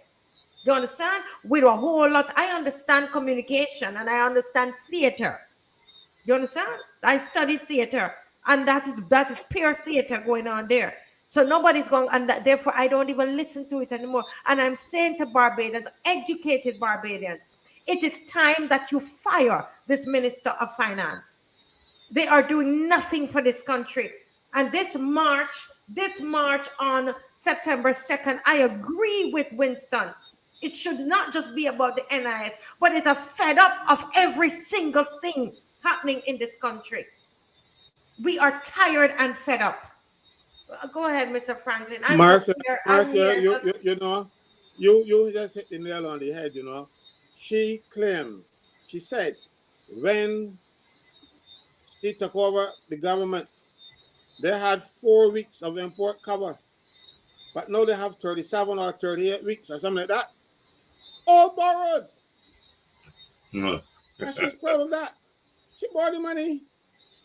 We are not earning our way in this world because the government does not have any ideas how to propel this economy at least forward. You know, they can't. And as a result, you are borrowing money and boasting that you borrow money and that you got import cover. And the big your case, we will lose that import cover because we got some people in Barbados who have businesses in Trinidad, and they purchase their stock for their stores in Trinidad and Barbados, and they got interest in the other islands with foreign exchange from Barbados, and then distribute it throughout their stores in the region. So we are borrowing to support Trinidad and the other countries where these people have businesses, enterprises. And the thing is, it going past this government heading about there, seeing it. You know what is really hurtful, Caswell? Sorry? You know what is hurtful? What's really hurtful is that yourself, Marcia, you would have highlighted certain issues, right? All right, because we're going to get back to what you spoke about there with how she borrowed, right? But you all would have highlighted certain issues. And only after you highlighted certain issues, then all kind of agencies, all kind of parties came out and started to say something after. But we always have a saying, put your money where your mouth is. Don't just stay in the background and talk. Come out with us next week, Saturday, and show the people of Barbados that you're all interested in them too. You understand? And this is a message to those who are the Democratic Labour Party, those in C2SAB, those in the NUPW, those in the BUT, those in wherever you are, government workers, civil servants, because it will affect each and every one of us. They only stand in the background. When I see people, they're saying, I would like to come out, but you know what? I don't want to hear that. Come out. There's no excuse. This affects your future, your children's future. You understand? And along the line, no, not digressing, but to get back to what you were talking about, you know that the government makes, and Kimar spoke about this, approximately $600 million in taxation alone. Why they can't take some of that and pay back some of the NIS? What are they using? She has borrowed more money than all the other administrations put together within this period of time. That's what I'm saying. She has borrowed more money. She's gone in the Guinness Book of Records. You understand? We are one of the most indebted nations in the world right now. And there's no vision, there's no perspicacity at all. They ain't saying, well, look for outside investment, start some kind of manufacturing, start some textiles, do something so we can generate income. If not today, the next 3-4 years, there's nothing of that sort. No forward thinking at all. It's here and now. Bar, and dig a hole deeper and deeper and deeper. That's what's happening. I'll tell you something, Winston. You just said something that I want to follow on. You remember, you said that you asked those other agencies to come out and support. We have the Democrat Labour Party sitting down there hoping that this government fails so that they can pick up these scraps and run with them. Because they didn't come out on this national insurance thing as they should. That's right. But what surprises me now, even though I think they're right and there's a worthy cause, the Ministry of Education is telling teachers that they got to come back out early. So if you're overseas, you got to come back before the 1st of September so you can, mind you, schooling and start the 9th or something or whatever, but their teachers must be back here because they want to do training or whatever else stuff. And this is not the normal practice. And this spring on teachers last minute when they're on holiday. Right. The LP come out speaking on their behalf. Yes, I'm not saying that they don't need help and they don't need people speaking on their behalf. But that seemed to be more important to the DLP than the National Insurance, the National Insurance Fund. You know why? And the Prime Minister said it. They stick their hands in it too. I don't think what they put on any fund, he wasn't there. Come out and say, look, my predecessors did these things. We are sorry about it, but we're going to do it now too. Yeah, come out and be honest. Because when the Dems were putting their hand in the NIS fund, Ronnie was a B. So he had a hand with it. You know? So come up and speak on pertinent issues. And come and be seen. Come and be seen. I don't expect BW and UPW now to speak on anything. They have located themselves as the 31st and 32nd constituency of the Barbados Labour Party. But in my opinion, the NUPW and the BUT are running like how the mafia is run. All the people are doing is going to feed the money like a protection rocket. It's like a protection rocket, but they're getting a protection. You understand? The workers going to pay them the fees, and they come out and doing nothing for them. That's what it looks like to me. Well, I blame the workers. Because if I went to that pot bill and get pot my money, I expect something for it. You know? And if you go in and you be there, put your money and you be there, not get anything for it, and you keep on going in there every time, you think every time I go at pot bill and I go to cashier, hand you my money and walk out, I ain't get nothing, I can go back the third time, and the fourth time, the fifth time, the sixth time. That's it. That is the definition of madman. You're not doing the same thing over and over and expect a different result. You've been paying those unions for years, and you have not been getting any results from them, and you pay them again. If you don't get any results, and you pay them, and you don't get the results, you pay them again. You don't get the results, you pay them again. You expect a different result after all this time? No, they're not going to do anything. I understand the president of NUPW is seeking to become the candidate, Barbados Party candidate to replace Ed Hinkson. You can't oppose me. Yeah, okay. You can't oppose. You can't. Her position, no, she can't oppose. She can't oppose me. And already Tony Moore got her seat. Yeah. So, poor girl. Never knew much about unions. Don't know less than politics, but she got a seat. So while he's speaking about the press conference, right? That was so condescending. Well, yes. You know, I blame him for knowing that. He listened. But you know, I didn't listen. It was said to me after, right? Because somebody called me and I didn't listen, right? Because she gets me angry. I get irritated. You know when somebody break a stop on the ground and square his skin. I hate to hear the way they speak to people this marginally. You understand? Every so often, people will send me clips. People sent me links to the press conference, all kind of stuff. I've not opened one of them, but sometimes I'm still human, could there. So when I get a little clip, I went to look at it, and I saw how she responded to Lee. What's his name? Lee. Lee, yeah. Yeah, it's Andrew. Reference to Andrew. She Prime Minister, and she there shouting and getting like animated. The man only asked a simple question. Yeah. But that is the, you know, like my little Snow, you know. When Snow see big dog, Snow's gone bad. Because Snow friend for them, you know. Snow is 13 pounds. So when she see big, heavy 50-pound dogs, Snow is gone bad to keep them off. So she's trying to frighten all people with that noise. That's all it is. No substance, though. Come and talk to the people of Barbados like people of Barbados deserve respect. I would never forget the one that you always talking about when she tell the people that they can't even spell the name of rep because spell remdesivir. Remdesivir. I'll pronounce it properly. They can't even spell it and think, you know, a prime minister can tell a population so. You understand? It shows you how she thinks about people of Barbados. You understand?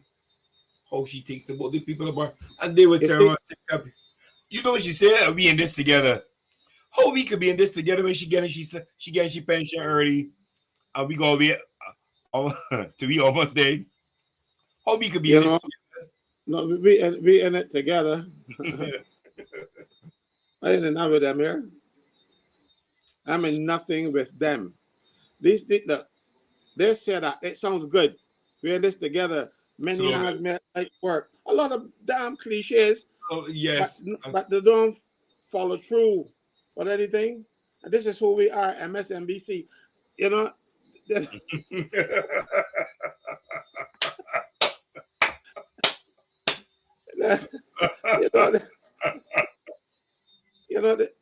They just copy things and drop their old cliches and stuff. That don't mean a thing. They don't put a wafer on a plate for somebody to eat. Nothing.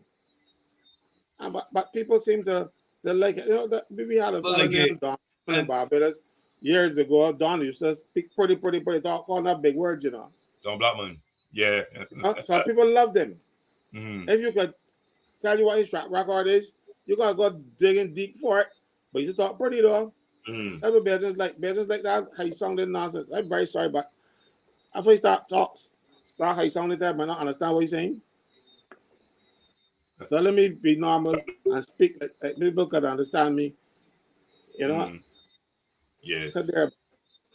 But you know what if everything that they do is insulting, and I find that no matter what you do, obviously they have their paid lackeys, and then they have the people who are just lackeys. You understand? When you could come, going to school more than 20-something years ago, I remember the government used to give you a little $100 to the parents to help buy school books. You can imagine that was 20-something years ago. In this year, you come and do the same thing that the government used to do 20-something, but it's called cost of living. You understand? It shows you how they think of people. And another distinction, as you start to highlight certain things, she said, you know what? I know what to do. Let me go up Botanical Gardens and hold a party and give it some free things. And everybody go, man. You understand? This is what we are now. You understand? But you understand that is a plan. That is a strategy that works. You know, that is Tom Adams started that strategy when he saw how the people jump up from the garrison to the stadium, and the first parade, you know, the first parade didn't go from the stadium to anywhere. It went from the garrison to, don't be a street. I remember that. To the stadium.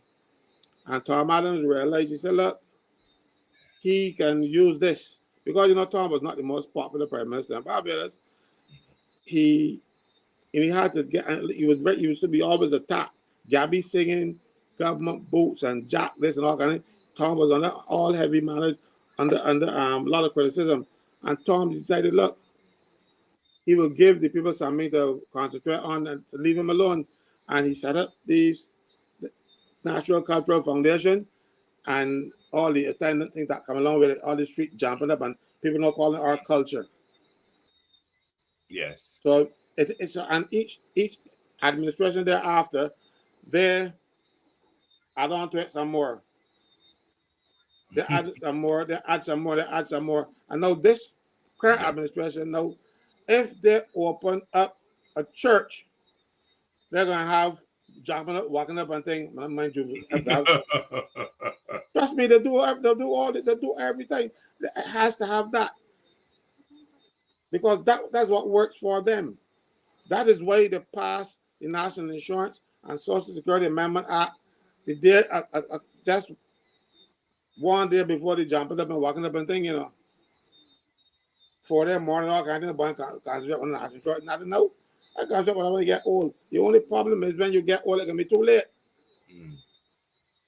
You cannot now afford to say, I am not doing anything about this now, because just yesterday was 16. They tend to sneak up on you fast. Yes. So when you're jumping up and thing, you're becoming an old man, and your children that you get after the jump up, you can't provide for them. And if they give you a job cleaning the street and cleaning up whatever else, and there's no national insurance for you, you're in trouble. They make it more difficult. People stand up, speak up, let these people know that you're not idiots, because they're treating you so. And the thing is, if people say if you got jackasses, write it. And she feel that we are jackasses, so she won't write us. Right. But she is behaving like a little spoiled child. Craving daddy's attention. But she's too big for that foolishness now. She has some serious work. Unfortunately, she doesn't have the skills, but step aside. Nobody will ever take away from her the fact that she was the first female prime minister of Barbados. Tell them about your business now. I left that legacy intact. You got something. Good move. But you see, this person asking or saying something here. I just want to, because it's going into what you're saying. Question. You see how she behaves when questioned, and it's not the first time, because I knew that these marches were getting under her skin, because we are all to sit in here and to just not say anything, and I brought it up because I thought it was really speaking to what you were saying there. But Barbados cannot be this dumb. This is not the Barbados I grew up in, where people take everything because the politicians say so. One time we had an election season, it used to be 3 weeks. And then everybody's be friends again. And people cursing one another for politicians and all kind of stuff, trying to become like Jamaica. Jamaica trying to shake that shackle. I know we won't pick it up. Maybe we're gonna learn from the mistakes that happened in Jamaica. We want to do it first and go through that whole process and then come and undo it. Learn. It's like putting your hand in the fire. If you put your hand in the fire, you tell somebody this thing real hot. You don't want somebody to believe you, I gotta try for myself. And that is where we are. Yeah. Not who we are. This is where we are. We are doing things that other people have done and suffered for it. And now, they don't seem to care because they can get their pension when they're 50. Yeah, and another one again when they get older. Correct. Yeah. 2 pensions. 2 pensions. We will only receive one. If we do get it. I believe that is one of the nastiest things I've ever done to civil servants. Civil servants were under a regime where you were paid less than you should have been paid, so a government could save some for you. In the term, and they call it a forced saving type thing. If you were a full-time civil servant, you were paid less than a guy on contract. Because the contract person would not get a pension, so they would give him, at the end of the year, 20% of his salary. Now, they are saying to you, that money that was supposed to be saved for you, you're not going to get it.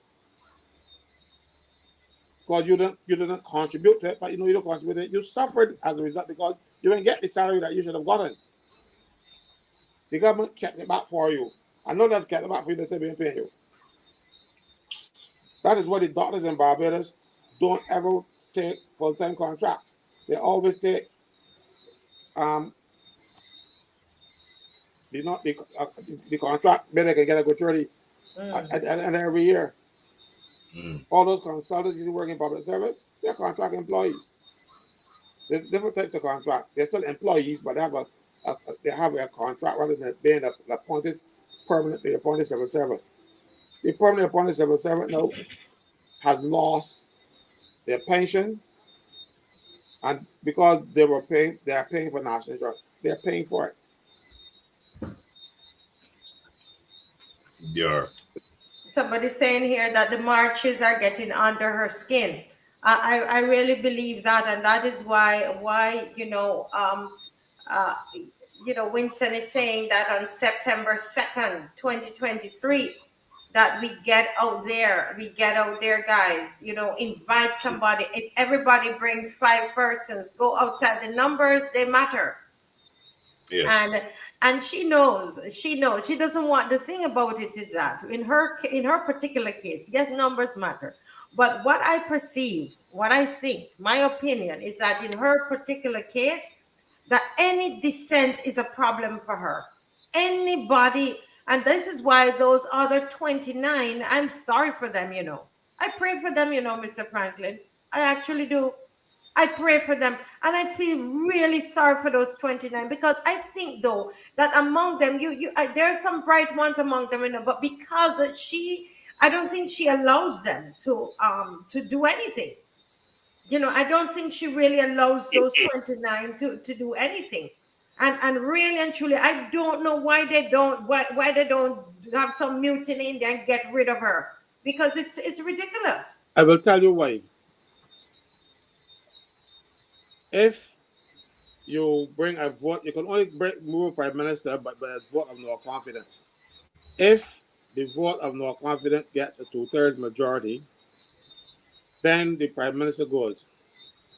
If you get a majority, but not the 2/3 majority, the Prime Minister has 3 days in which to resign or call elections. That's what Sandiford did. Sandiford didn't resign, he called elections. And Cat spread a lot of them because about 9 of them were short by 2 weeks of their pension when Sandiford called election. And then the Barbados, their party came in and changed the act to cover those 2 weeks for them so they could get their pension. Did I tell you? It happened. I know. So that is why they are feeling for themselves, not for this country. And Marcia, you said that you pray for them. I pray for them too, I pray that they will all go. I that's my earnest prayer. Someone saying here that Christine, the moderator on Brass Tacks, claimed last week that what you're saying about the NIS is misleading. What about it is misleading? No, I'll tell you what she was talking about. But she too does, I suspect, and I don't listen to the program, but someone called me, but once somebody saw me and told me about it when I went to the hospital to visit someone, and somebody told me right on the ward what she said, and then somebody else called me and said what she was saying. The problem is she does not understand how legislation works, and that is her failing, not mine. She is saying that nowhere in the amendment bill is there any reference to age 68. What she doesn't understand, and I can only pity her, I have the amendment legislation in front of me. But you got to understand how legislation works. See, the minister made a ministerial statement. Ministerial statement sets out government policy. So it is government policy that the national insurance age will go up to 68. Now, the amendment bill defines it in every piece of legislation Section 2 is always the definition section.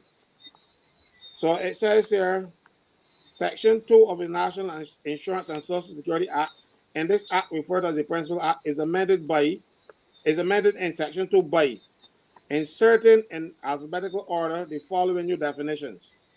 And they put in service, and then it says deleting the definitions of board, inspector, manager, owner, pensionable age, and substituting the following in the appropriate alphabetical order. And then it comes down to define what pensionable age is. It says pensionable age means each age corresponding with the periods prescribed as set out in the Schedule 1. So you have to look for Schedule 1, not in the Principal Act itself. You don't have to look in Schedule 1 to see what the pensionable age is. The minister will make that legislation. The minister will make subsidiary legislation to set out what the pensionable age is. So when she says it is not in the act, that is her failing. She must, first of all, when you get into a position like a senator, you should learn your craft. Right? You got to learn your craft. She is not learning her craft. She gets up and make glib statements because, and I don't blame them because sometimes they don't get enough time to read the legislation and understand it. But you got 30 minutes to get up and talk. So you got to get up and talk. And that's what she did. I felt sorry for her and that she's misleading herself and then the people on brass that. Pensionable age is defined in the Principal Act. It doesn't say what it is. It tells you where to find it. And they're supposed to find it in Schedule 1. Mind you, it's so confusing because this new board says Schedule 3 will become Schedule 1 and Schedule 1 will become Schedule 2 and Schedule. So they got it mixed up. So you ain't gonna find it either. You know? So a poor girl, she misled a whole bunch of people trying to discredit me because somebody on the program was singing my praises. I don't ask somebody to sing my praises. So rather she said, well, tell the fellow, well, I hear you, and then, you know, she got to defend herself. The guy was saying that since I left the Senate, then I was the best senator, and since I left the Senate, nobody me. So she got to show that she's the best senator now. I'm talking foolishness. Get me vexed, you know. You know what's get me really vexed is when these people are wrong, and then tell it to other people, no, go and learn your craft. Lynette is there on the screen to come in shortly.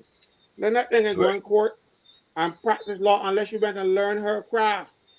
But because you get in the Senate, no, you don't have to have a degree or anything in Parliament that you could come because you didn't and not learn your craft. You still got rules.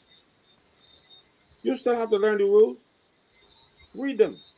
I know she can read, but you can't just look at it. I can say, oh, this I read through this and I see it says 68. Yeah, I'm not going to find it there.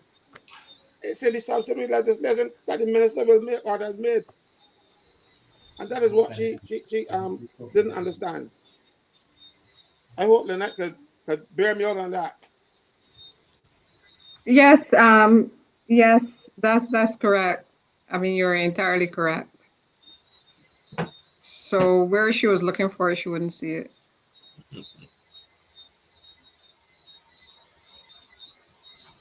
Your screen is a bit fuzzy there. All right. My mic. Your screen is a bit blurred.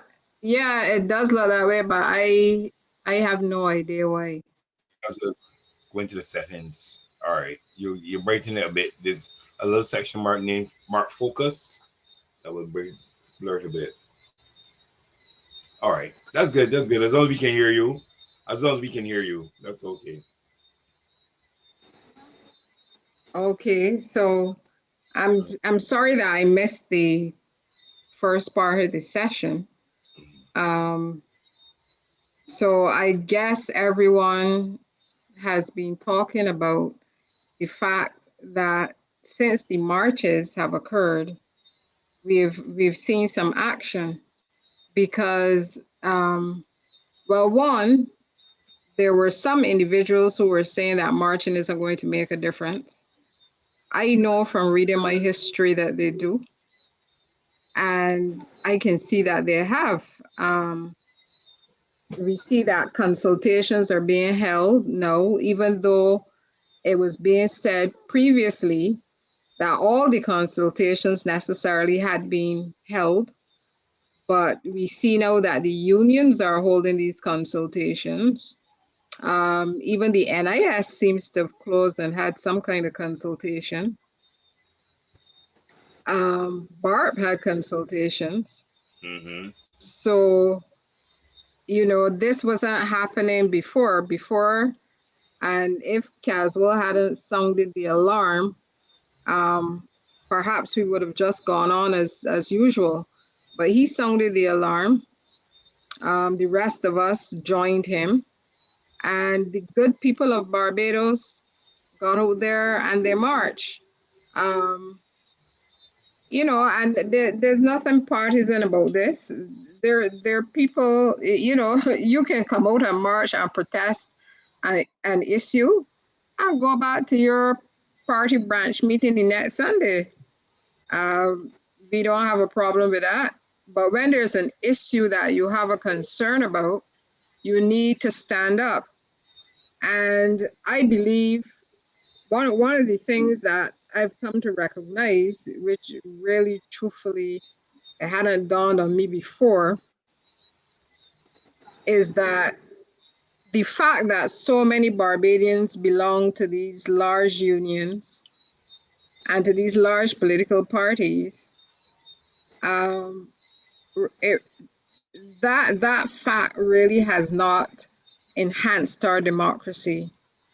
And I would say that I probably would have argued that it had done so, but no, because what has happened is that no people are waiting on the leaders of these large organizations to give them some kind of signal as to when they're supposed to protest.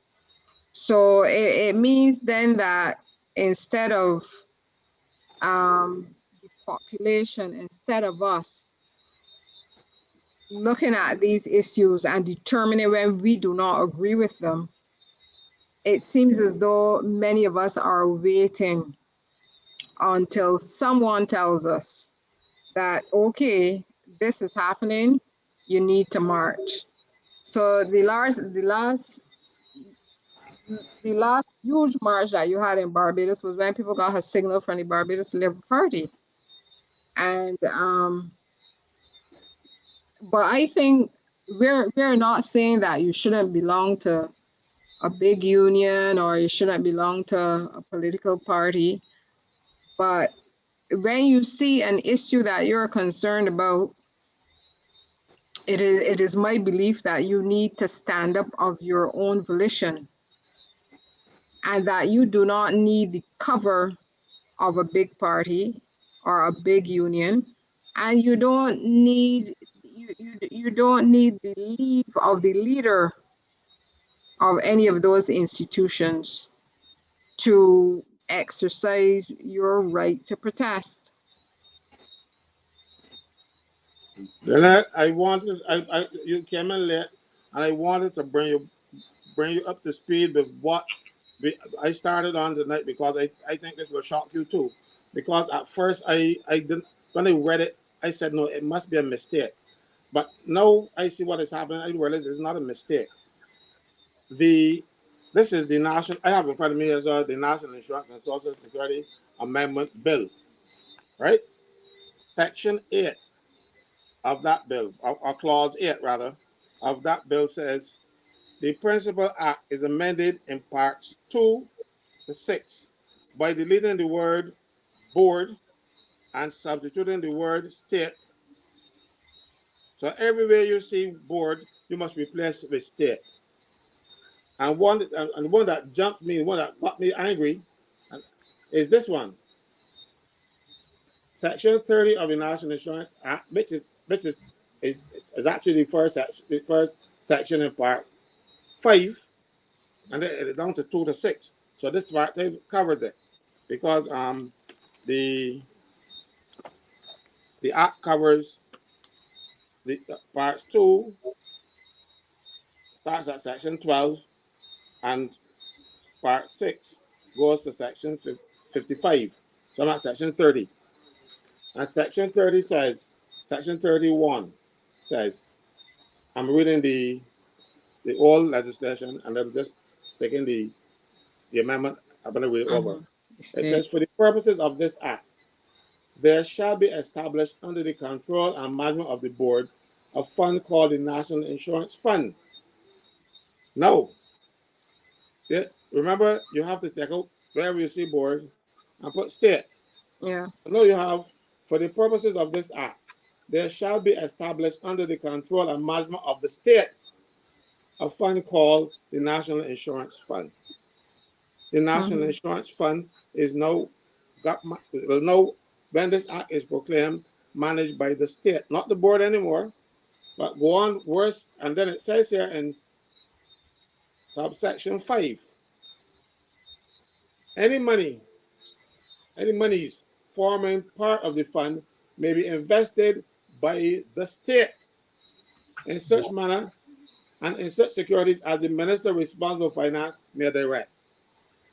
The state in Barbados is basically Mayor Motley, her and her cabinet.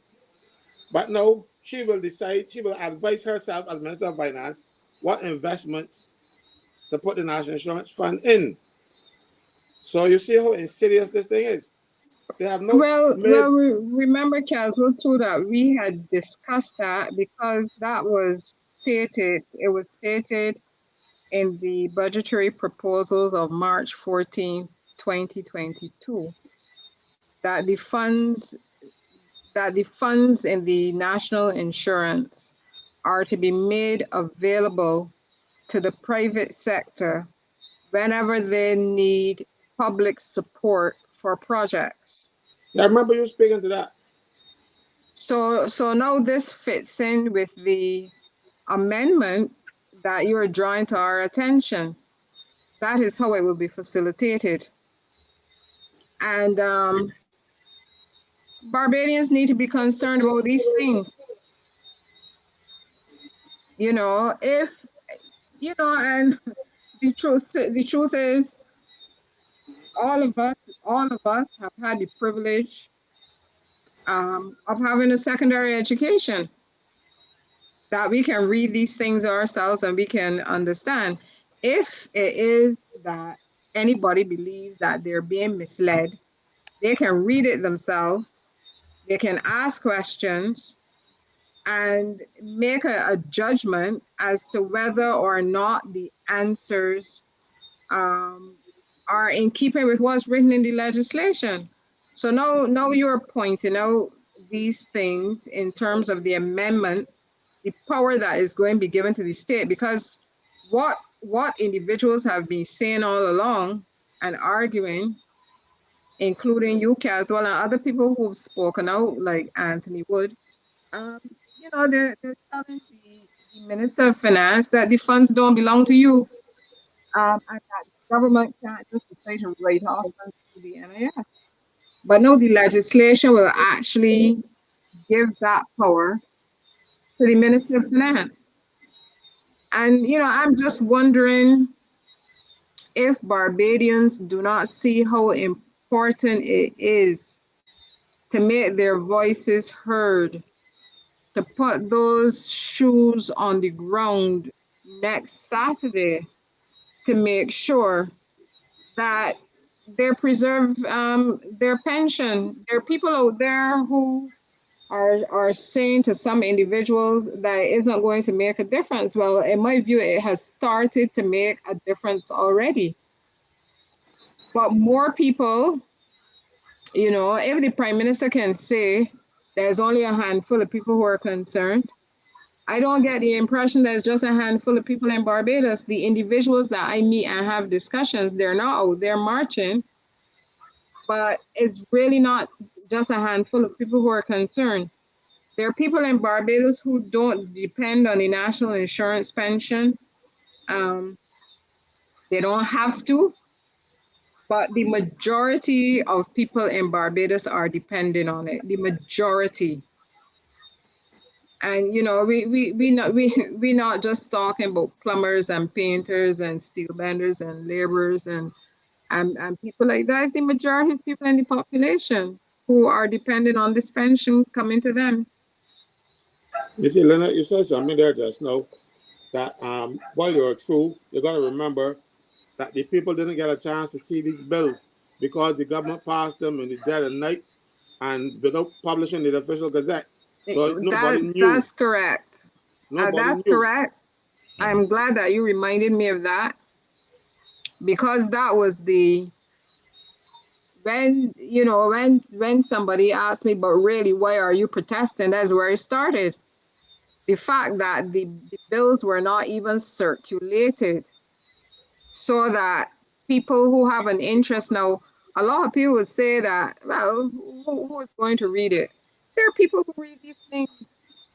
There are people in Barbados, that's why you try to educate your people. You educate your people, and then you find that they take an interest in particular things.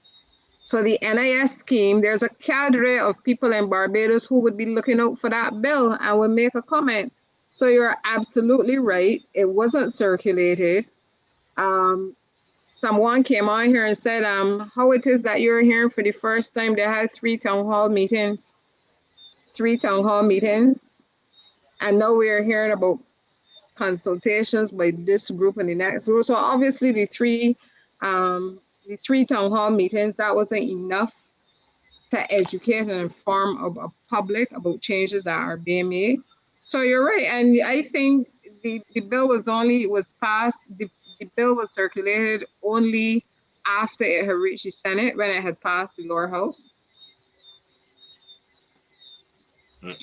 I'm having somebody here saying that a lot of people would love to come out to the marches, but they're not appointed, and that these are the strongest people, that they're scared to lose their job. That once you're outspoken, they shift you from office to office without getting the appointment. All right, that just came through to me, right? And I years in the public service, shifting back from point to point two. I went from immigration to inland revenue to national insurance to God knows, but education. They shift me by every time I open my mouth. But you know what that did? That made me the man I am now, because every place they send me, I learn something that I can now use to counter all the nonsense happening in Barbados. This the man that you see in here in front of you didn't get this knowledge from the university. I get this knowledge from being bounced from department to department to department. I was an immigration officer in my tribe at my house, and offered me some money to do something for him. I said, but don't give me money now. Let me just do it, and then you could give me money later. And I went next working day. It was Saturday, Monday morning. The first time I ever got work so early, about 7 o'clock, I always been for this open. When I got there, I went for the file that he would want me to destroy. And I held it to my supervisor came in, Miss Cook at the time. And I told her what happened. And she said, well, let me go to the chief. They brought in the man. And the man said, the chief put him to sit next to me and said, I understand from Mr. Frank. He said, no, that's not true. The chief said, it's his word against it. There's no chief. It can't be word against it. Because if I am lying, when BA 250 or whatever it is, I'm over in England, lands in Barbados, there are going to be 2 people on it. And they give the names. If they're not on that, I'm lying. If they're there, I'm telling the truth. Because I don't have no friends in India. And I don't know people traveling residents and things.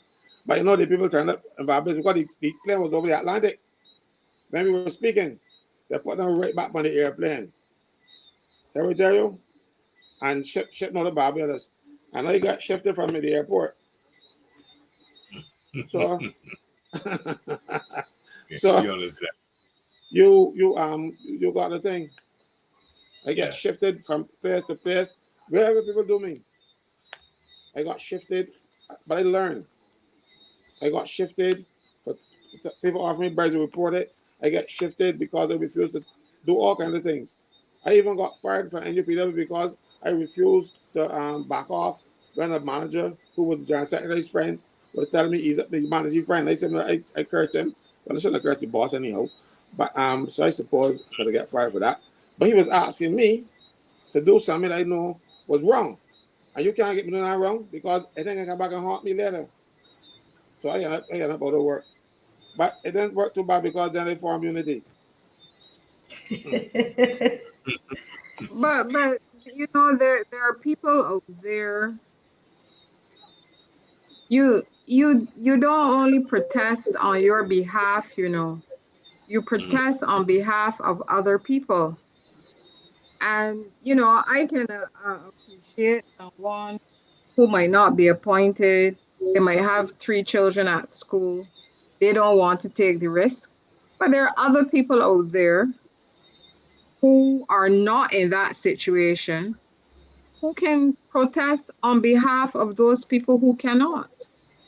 And I believe that you have a duty to do that. I mean, if you care about your fellow man and they're not in a position to do something and you can do something for them, even though you know you might have a trust fund, you might not need any pension, but you can come out there and do it on behalf of somebody that cannot. And you know, there are lots of self-employed people out there, or people who have their own businesses that are not really dependent on anybody. They can come out and do it. They can come out and do it for their fellow Barbadian who cannot. That is what I do. believe that's a moral obligation. That's what I do.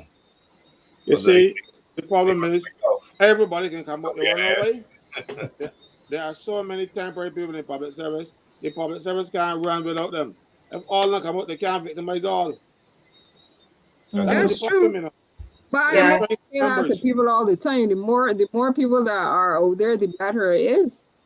I remember when we had the issue with customs going into Bra. The officers came to me and I set them on a course of action. I said, we're not going to strike because they would just bring the police and everybody else to do customs work. We're going to turn up for work every day, but one container every half an hour can come out the port. Oh boy, and you watch. The merchants in Bridgetown kick up a fuss and get on the government's case. Leave customs alone. Customs didn't get the Bra yet. You understand what I'm telling you? And our motto then was touch one, touch all. Because if you touch one temporary customs officer, all the rest would have withdrawn their labor. You have to be your brother's keeper, as Alvin Bob is saying. You're going to stand for each other. You're going to protect the fellas that need protection.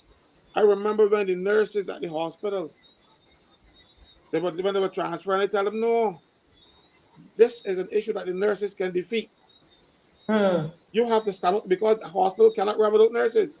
Right. And some of them still went ahead because politicians frightened them and tell them all kind of nonsense. And they signed over to the board. I don't know how many nurses have seen me and spoken to me and tell me I should have listened to you. Meet me in town, meet me in Miami, and tell me how they should have listened to me because I was telling them what they should have done, but now they're gone over to the board. It's hell out there. So far, since I have been around unions, we've had the hospital, the airport, all those departments that came into Bra, and none of them have ended up being better for the workers. All the workers eventually suffered as a result. They say, oh, you're going to be employed on the same terms and conditions. If you're going to be employed on the same terms, this is believe in public service. Because right now, like for instance, at the airport, they told the people at the airport, oh, no problem, you're going to still have the same terms and conditions as you had in the public service. The people in public service had 21 days sick leave. The people at the airport now got 6. Wow. You know? So don't listen to the politicians' assurances. They ain't worth the spit that come up behind them. Listen, Mr. Franklin, this person again, in the legal fraternity, I'm not going to say who they are. Again, they said to tell you to compare section 18. So this is a lawyer sending me a message to Mr. Franklin, and I want to know who you're going to listen to, the lawyer, or you're going to listen to Mr. Franklin, the lawyer, or you're going to listen to the Minister of Finance, or anybody in this government. Who are you going to listen to? Compare section 18, it says, of present act, right? Compare section 18 of present act with section 11BB of the 2023 amendment. A critical function appears not to have been transferred to the new entity. And the person says Caswell will figure it out. That's what the person said. The lawyer says Caswell will figure it out. Yeah. Compare, and those of you, we can read in Barbados, you know, because the lawyer sent the whole thing to me about the NIS board, and I was able to read it myself, right, about the fact that the NIS fund is now state fund. I was able to read it myself. So compare section 18 of the present act with section 11BB of the 2023 amendment. A critical function, the person is saying, appears to have been transferred to the new entity. Yeah. And they're talking about the NIS, what they've put into law. Basically, that's what we're looking at.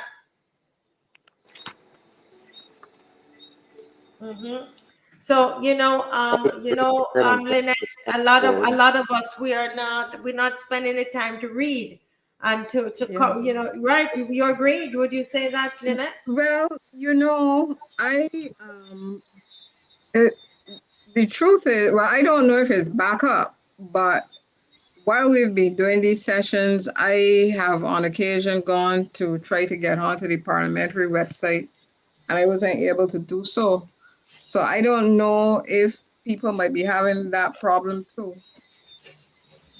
Well, then when I was a senator, there was, there's some part of the website that you can access that all the members can't get in, the public can't get in. Mm-hmm. The day after the dissolved parliament, and I wasn't senator anymore, they cut me out.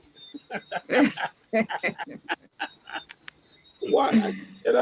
So I thought I was a mistake, so I called another senator, he'd have gone too. You know what I mean? They cut me out. Well, they did that rather quickly. Yeah. Because things don't usually work that quickly. Because the password had been the password from inception. From the time they had the website, they had that one password. And every MP had it. When you left, you shared with me. That's why I had it. I used to use it all the time. And then from the time I step off, they changed it for me. They cut me off completely.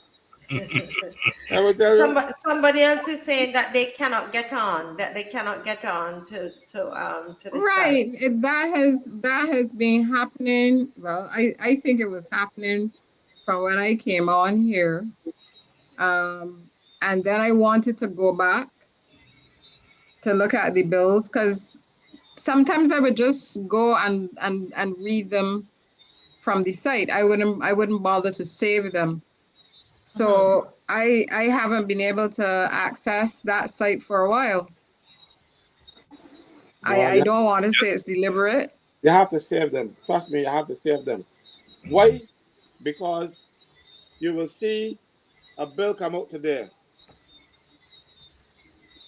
And then 2 days later, bring another bill with some changes to it. And then the third day, like the Constitutional Amendment bill that they had in 2021, in 4 days, they had 3 versions. So you got to save them, or you wouldn't know what's happening. Because they're doing these things, they're rushing them. That is why, I saved them, so that's why I can make the comments that I made. Well, I mean, you're right, because if I had not saved the budget of March 14, 2022, I would not have been able to find it, because I then couldn't find it on the site. And that is why they go around and they say, for those of the people who are reading, you know, they go around and say all you're doing is trying to make trouble because people want to be watching their TikTok videos, right, Winston? That They we want instill in to, fear. That we instill in yeah, fear. What is, instilling fear because we're the ones reading. It happened with the pandemic as well. We're the ones researching. You get your, and then they said, oh, they're only getting their information from social media. Really, Yeah, really. But she said that we are just people instilling need to fear. be fearful No, about. I didn't hear her. that Um, She we, said that we were just instilling fear. that they're saying that we are instilling fear. That No, we no, no. instill We are fear. just reading. They feel like they can do things for us, and we are little children, and that we shouldn't know. It's like a mommy taking care of a little baby, so you're gonna tell the baby this side effects the medication. No, no, no, no, no. We are grown adults, and we Mm, sometimes better off than it's a lot of them, and we can read better than them. So don't think we're still in fear. We are reading what is there. that's If right. it was not there, I couldn't have read it and said anything about it. So Correct. giving knowledge to people is instilling fear. You giving people knowledge, and that's instilling fear. That's how she thinks of us. But So that's no, why I just but Caswell, go ahead, Lynette. still in fear is because I am fearful myself. Because yes, things are difficult around the world. So things are difficult in Barbados as well. But Barbados has a history of managing what some people might call meager resources properly. You know, uh, we're not blessed with an abundance the way that maybe other islands are or other countries. But what we have done traditionally is we've managed what we have properly. And it was understood that everybody had to make a contribution. And, an ordinary Barbadian would tell you that um, if you owe your land tax, you gotta pay it. You wait till you catch your hand and you pay some then and some. They wouldn't feel that it should be written off. And that would be your sister, your sister or somebody telling you, well, you gotta pay, pay a little bit here, pay a little bit there.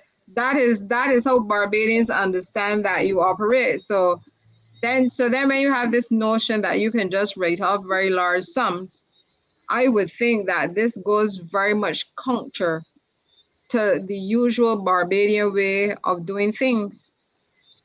Very much so. Well, you know, Lynette, the prime minister must have consulted with the minister of finance and came up with that grand, that grand solution. And that is Yeah. what I'm Prime saying to Minister. Barbadians. Prime What Minister. I'm saying. No. Yeah, but I'm saying, and then the minister of finance asked the prime minister to hold a press conference, right, to Yeah. explain to the people. Basically, this is what is happening here, you know. And when you look at the track record of this minister of finance, I mean, she's totally. I'm telling you, as somebody who is trained, I'm an accountant. I know I'm in the arts. You see me in the arts. I'm a CPA, and I'm saying if you're looking at investments, right? And I'm still back at that COVID situation, Winston. If I hired somebody in a company to go out and they're going to try to their job is to try to, they're going to procure this, they're into purchasing, right? Mm. And the basic thing that is on the internet, all they had to do was just to go on the internet, Mr. Franklin, and would see that nobody's selling the vaccines. And the minister of finance, along with the prime minister, they were going to put Barbados in such a terrible state financially. yeah, they were willing to pay $24 for a $3 vaccine. $24 for $24 for a vaccine that costs a few dollars. The other countries were giving in fact, they were giving away that some of the vaccines. But our minister of finance, right, was going to get us into a financial arrangement that we were going to pay at least 23 times as much. Mind you, the fella who was going to import the vaccine, the only thing he ever imported before was cement. Right. I mean, why? I mean, and this is not, we're not, this is what was, because there was a case about it. And I think actually the first person I saw but put it out was Lynette. That's how I saw it. Right. The case is still going on. This case is still going on. So I'm saying, why? Why would I feel comfortable, right, with that same Minister of Finance? Nothing has changed. That same Minister of Finance to now be in charge of investments, making decisions about the investments of the NIS, of what I put my money into. Why should I be comfortable with that? That is what is going in my head. I have my head boiling the whole night. That the Minister of Finance is now the person that makes the decision as it relates to investments. We have now become a nation of guinea pigs, as far as I'm concerned. Not only as far as when India would have sent their vaccines down here to try on us first, but even in the legislation and stuff being passed, because when you could get like Smiley and them to get together now and they say, well, let's implement such and such, and then as they start to really we make a mistake. We ain't taking the context, the people that work and do labor work. We ain't taking the context. That's what they're doing, because they're doing passing legislation by trial and error. That's what is being done here in Barbados. We become a nation of guinea pigs. You understand? We're lab rats. That's all it is. They keep trying out, realizing the mistake, and then come in and try to amend. Now, what they've done is they have the carrot first and the horse behind it. They're not doing. It's not a horse in the cart, sir. It's a jackass. It's a jackass. Very well. I stand corrected. Right? You understand? And that's what they're doing. And they're consistently doing it over and over again. You understand? Nobody. My mother used to say that the person would put their mouth in motion before they put their mind in gear. You understand? You should think first before you say what you say. And we got a whole heap of high-paid mules making decisions for us. Making decisions. Because that's all I can say. Because they're making wrong decisions. And they're not thinking of how it will affect, and they're not thinking of every aspect of the society it will affect, how it will affect each and every person. You understand? Your Minister of Finance is incompetent. Your Minister of Finance is incompetent and needs to be fired. There are a lot of ministers. Your Minister of Finance, the Prime Minister needs to fire the Minister of Finance. Incompetent. End the story with that. There are a lot of ministers there that this is the worst tenure I've ever seen of a Minister of Education. The Minister of Labor, I believe, should be cutting cane. We have a whole heap of foolishness going on. I'm very straightforward. You understand? It's foolishness, right? Because you can't put people who don't care about people that are work, who don't care about the workers, and they don't care. But you see the what has been understood over time is that you can do something, Barbadians would recognize that it is wrong. We would talk about it for 2 weeks, and then you go on and do what you're going to do anyway.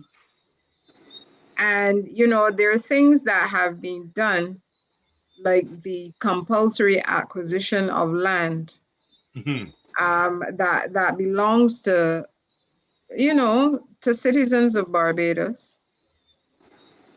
And it is not acquired for public purpose, which is what is required. That's correct. You can't just take people's land because somebody wants to use it.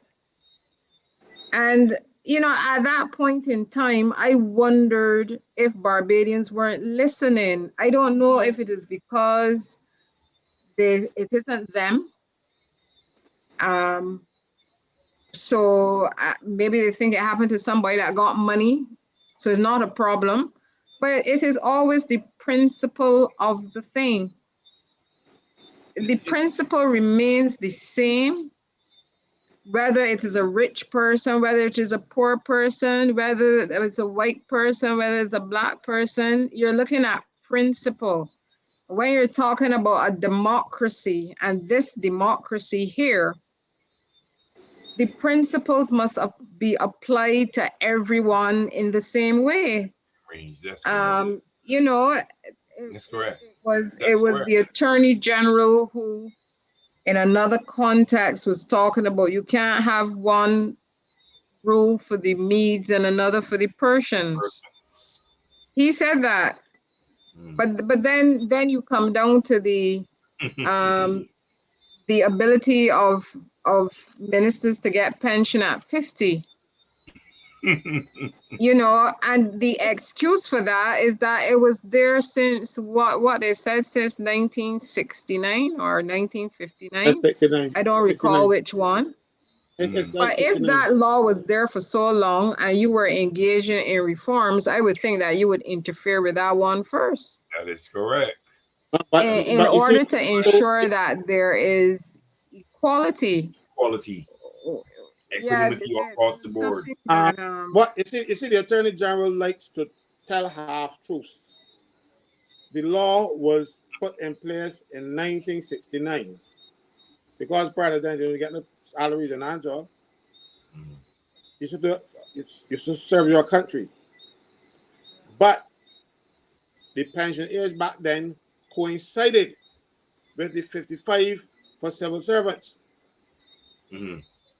Civil servants' retirement age was 55 at the same time. And theirs was 55. They brought it down. Politicians brought theirs down to 50. And all the while taking people went up to 67 and it's now 68. So yes. So in 1969 it was 55. Yeah, but that was the retirement age for public officers as well. As well, right? Okay. Oh, okay. So the public officers' retirement age was 55 and 60. Yes, you could go at 55 or 60, up to you. But the politicians, theirs coincided. But they brought theirs down to 50. So what the Attorney General is telling the truth, it's only half. You know, he does it all the time. He did it with the case with the Integrity Commission when he misquoted the judge in Trinidad in the case, Integrity Commission and the Attorney General. Because he said that you can't put them under there because we got a ruling in the Trinidad court that says that that judges you couldn't change the judges' contracts while they were in office. That was not true. The actual decision was, and the court said, the judges' terms and conditions are settled in the Constitution. So if you want to change them, you cannot change it by any ordinary piece of legislation as they did in Trinidad. You would have had to amend the Constitution. That was what the court said. But when you hear him say, he said, oh, the court said you can't change them. The court never said that. He always, but the court didn't say exactly what he said. He said you couldn't change them, but exactly why you couldn't change them. And they could change the Constitution because they got all 30 seats. You know? Inequality, boy. So don't mind them and their foolishness. They know they're not telling the truth. They know they're only telling half truth, but they feel, well, they will send out that nonsense to their yard folks, and the yard folks will run with it and see me downtown and tell me talking foolishness. Because some of them, a lot of them, would never have read the legislation and they're only relying on the politicians to tell them what they're told. And they're going to run with it. Now, and the thing is, you got a mind of your own. You got a brain of your own. Because there, I always make the joke. I tell them I got a big head because that's the only way to put my brain, because you don't put brain on the neck. So I use my brain. And if you not how to make space of air, so or not, it will be down on my neck. So I tell them straight, don't trifle with me because I read. I read every day. I was in the hospital, Betty had surgery. and I begged her for things to read. You know, while I was in pain, I was reading. So when I read, I understand. So somebody here is saying that she said it was there from the 60s. But Caswell, I think you explained that Yes. when it was 55, when it was in the 60s, Civil it was servants. 55 for the politicians and 55 for the civil servants. Yes, that's right. And then they brought theirs down to 50.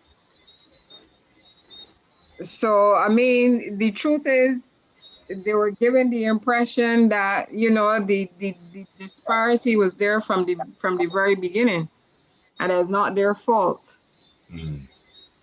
That's a very key point, and that is the thing that, you know, when you listen to, and that's why I said I'm not trying to say that the prime minister is Hitler, but what I'm trying to say is that the way words are used. Be careful, Barbadians. Be careful of the oratory skills and half truths. Be careful, my people. This is what and again, I'm not saying that the prime minister is a Hitler, but the skill, the oratory skill, okay, is that is it. That is what happened, how it is presented. And by the time you're finished, you're all over your head, just, you know, because look at a situation like this, you know, Lynette, look at this. And Look, this is what was presented, huh? look, David Ellis had a brass tacks program the Sunday after this thing was passed. Colin Jordan, Rawdon Adams, and the nice lady from National Insurance. You know, she used to be very nice.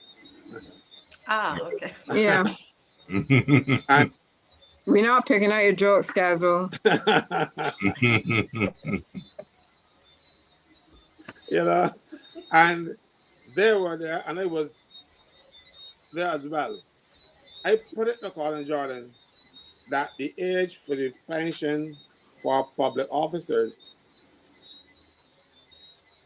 was 60 now, we're going to 68, and theirs is still 50. Colin Jordan said on David Ellis's program, Brass Tacks, on Sunday, that he spoke with the Prime Minister, and he heard the Prime Minister saying that they're going to do something about it. But she don't agree with it either. Check Brass Tacks Sunday. So she now forgot what she told Colin Jordan. Colin Jordan is lying. Well, I heard Colin Jordan say that to myself at some other point. That, Right? but I mean, if you can increase the pensionable age to 68, why does it require any more time to increase the one from 50? You know, like, do you have to carry out a survey or something to make that decision? What is that they're contemplating? I don't know. Trust me, I do not know. I don't know. Right. So this is why I say, Barbadians, be careful. Well, you remember the book, Mr. Kaz, was the book with Snowball and what you call it, Animal Farm, and there was one is Napoleon that used to give the speeches. Napoleon. George Right? Orwell. Napoleon. Yes, George Orwell. I need to reread that book. But he used to give the speeches. It's all about the speeches, people. Don't let them fool you. It's all But about them speeches. you have to remember that Hitler was very good at oratory too. He would rile crowds up the same way, you know. And people tend to be influenced by good speech. I find Barbadians like to hear a good talker. Like Caswell said when he was speaking about Don Blackman, he would call words, and there are words that Don Blackman called that up to now have not been found in any dictionary written by man. You understand? But people like to hear the words. They don't know what it means, but they like to hear it. You understand? Huh? You sound good. It sounds good. You know, and you would get a lot of verbiage from these people, right? But in their half truths, some are misleading. You understand? And some are just to conceal the truth. Empty barrels. Empty The, barrels. the It's Attorney General empty. now has now reduced himself and half truth to quarter truth now. You know, he knows better. The Prime Minister now is a quarter truther now too, because she knows the facts. She knows better. But she will come over and say these things on air, and then you know what happened? Barbados today, the nation, Voice of Barbados, they will all pick them up and run with them, and that is what the people will hear. And the thing is, the reporters do not do any in-depth research. They don't check nothing. They just report. Prime Minister said X, bam, and that's it. That is not reporting. That's regurgitating.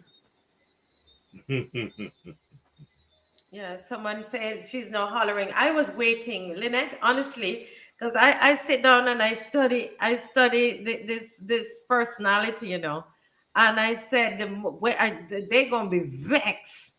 They're gonna be vexed, and then they're gonna be hollering, and they're gonna be angry and agitated. You know, just because, can you imagine? You have 30 in this country. You have everything. And one little man, Caswell, I remember with the nurses, the way she was so agitated. I said, look at that. That's interesting. I sat at home and I looked at her. That's when I was watching her. I used to listen to her. I said, look how this woman is agitated. You imagine, so you're telling me it's like I have my art school here, and because one person have a problem with what I'm doing, then I'm going to be bent out of shape. What kind of leadership is that? That Spoiled you can't, child. Spoiled child. spoiled child. It's, to me, that's what it seems like. You know, you're spoiled because I can't say anything. You should be finding ways, I'm thinking, Lynette, for people to be able to share what they think. If you really care about this country, you say you care, right? You have all the seats and you don't want any dissent. What are we, robots? You see, I was never allowed to be a spoiled child. I had 8 sisters and 6 brothers, so I could be spoiled. So I don't know what spoiled child is. So tough on them. You know, There's too many of us to be spoiled. and They then have to what do follow you the rules. But I don't want to miss this one. Lynette, what do you think of what the newspaper, it's in the Nation newspaper, somebody sent to me, where the Nation is now attributing well, she's totally made it political to say, well, the DLP is asking for the money, but to be paid back. When this march is not being planned by the DLP, but this is a strategy. This is why they say she's so skillful, She knows because that. it's a She knows strategy. She knows it's not, Knows but it's then she's going to switch the narrative and to turn it to say, well, the DLP, to make it partisan, for people to forget about the pension and decide who is red and who is blue. You see what I mean? Look.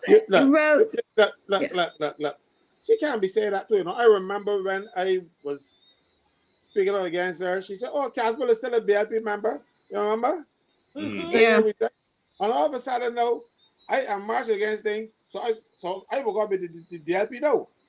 But that's what she's saying, basically. You know? No, well, it isn't so much skill as it is mimicking. It's mimicking what has been done historically. This is what has been done because we have been tricked into believing that when you have the BLP on one side and the DLP on the other side, that all is well.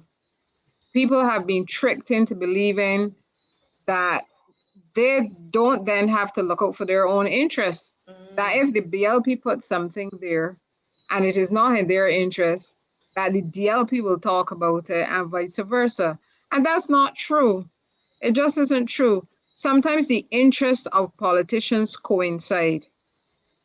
And they sometimes coincide to the exclusion of the people. And that is what has been done across the Caribbean since independence. And these are things that we have to talk about. It is just because now we have the technology that we can actually sit and have these discussions. But before, you wouldn't find a forum, you wouldn't be able to find a forum, except if you go set up your platform somewhere. You wouldn't find a forum to discuss these issues. The fact that sometimes the interests of both parties, they coincide, and they're not necessarily consistent with that of the people. The 50 years is going to apply to the DLP in the same way as to the BLP, you know. So that is something that is not in our interest, but it is in their interest, both of them. So Barbadians have to recognize that you can't just hand off your responsibility for yourself, for your family and your community to a political party, nor to a trade union. We have to stop doing that. We have to stop doing that. If you're in a trade union and there's a problem, don't just wait there till the boss comes. I mean, like, what? Are we still on the plantation or what? You know, and we probably spend in terms of the percentage of expenditure, we probably spend more money on education than most of the other countries in the world. We do. So it isn't supposed to be education for nothing. It's supposed to be education to help run things in Barbados, run things in the government, and run things in the private sector. We are supposed to take on that responsibility as educated people. So Barbadians need to stop stepping back and expecting somebody to step in front for them. All the You know, time. we all have to take on that responsibility however we can. You know, there's some people who might not physically be able to come out and march, but they make a donation, hoping that, you know, they make a donation to the march itself, to get water, to get posters, to pay for the truck, all that kind of thing. They can't come out physically to walk, but you know, they're helping. Right. And then there are individuals who might not be able to make a donation. Well, those people should come out and walk. You know, somebody here is saying, Caswell, they said, I know protesting wasn't going to achieve anything. Ain't no money paying back. The dictator have spoken. There's some people who feel that it's futile to march, that nothing is going to happen. You know, what do you say to those people? What is the purpose now? Because she said it's not going to be paid back. You see, those people want to believe their politician leaders. They want to you know, they don't think for themselves. The country cannot run with the population in a war against the government. Something will have to give. Mm-hmm. So the government puts out this narrative, and hopefully their people will run with it.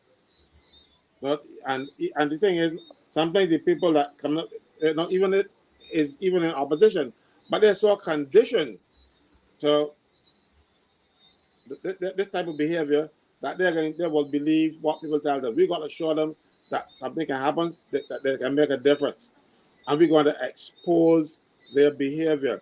Right now, the government has taken over the National Insurance Fund. That fund is supposed to pay your pension, whether you B, D, NDP, UDP, PPP, whatever. You can wait for that fund. Then you reach that 68 now. If you don't get it fixed, it's your money. And I don't think it should be decided by the politicians. Or I got a friend who wants to do a business, we can lend them some. Because this is not venture capital. National insurance funds and pension funds generally should be placed in securities that you know 90% of the time will, or more than that, will bring a return. You don't speculate with national insurance money, pension funds. Barely you might not get as much return as you would if you go and invest and invest in some speculative thing, and then you get a massive return. But then a lot of those speculative things don't turn out. You want to be able to protect your money, so you take a little and live longer. Now, what she wants to do now is to go and put our money out there with our private sector friends. And we know who they are, because they're the people who, when Ms. Ram they want Ms. Ram land, government we want Ms. Ram land. They want Kent's land, government we want Kent's land.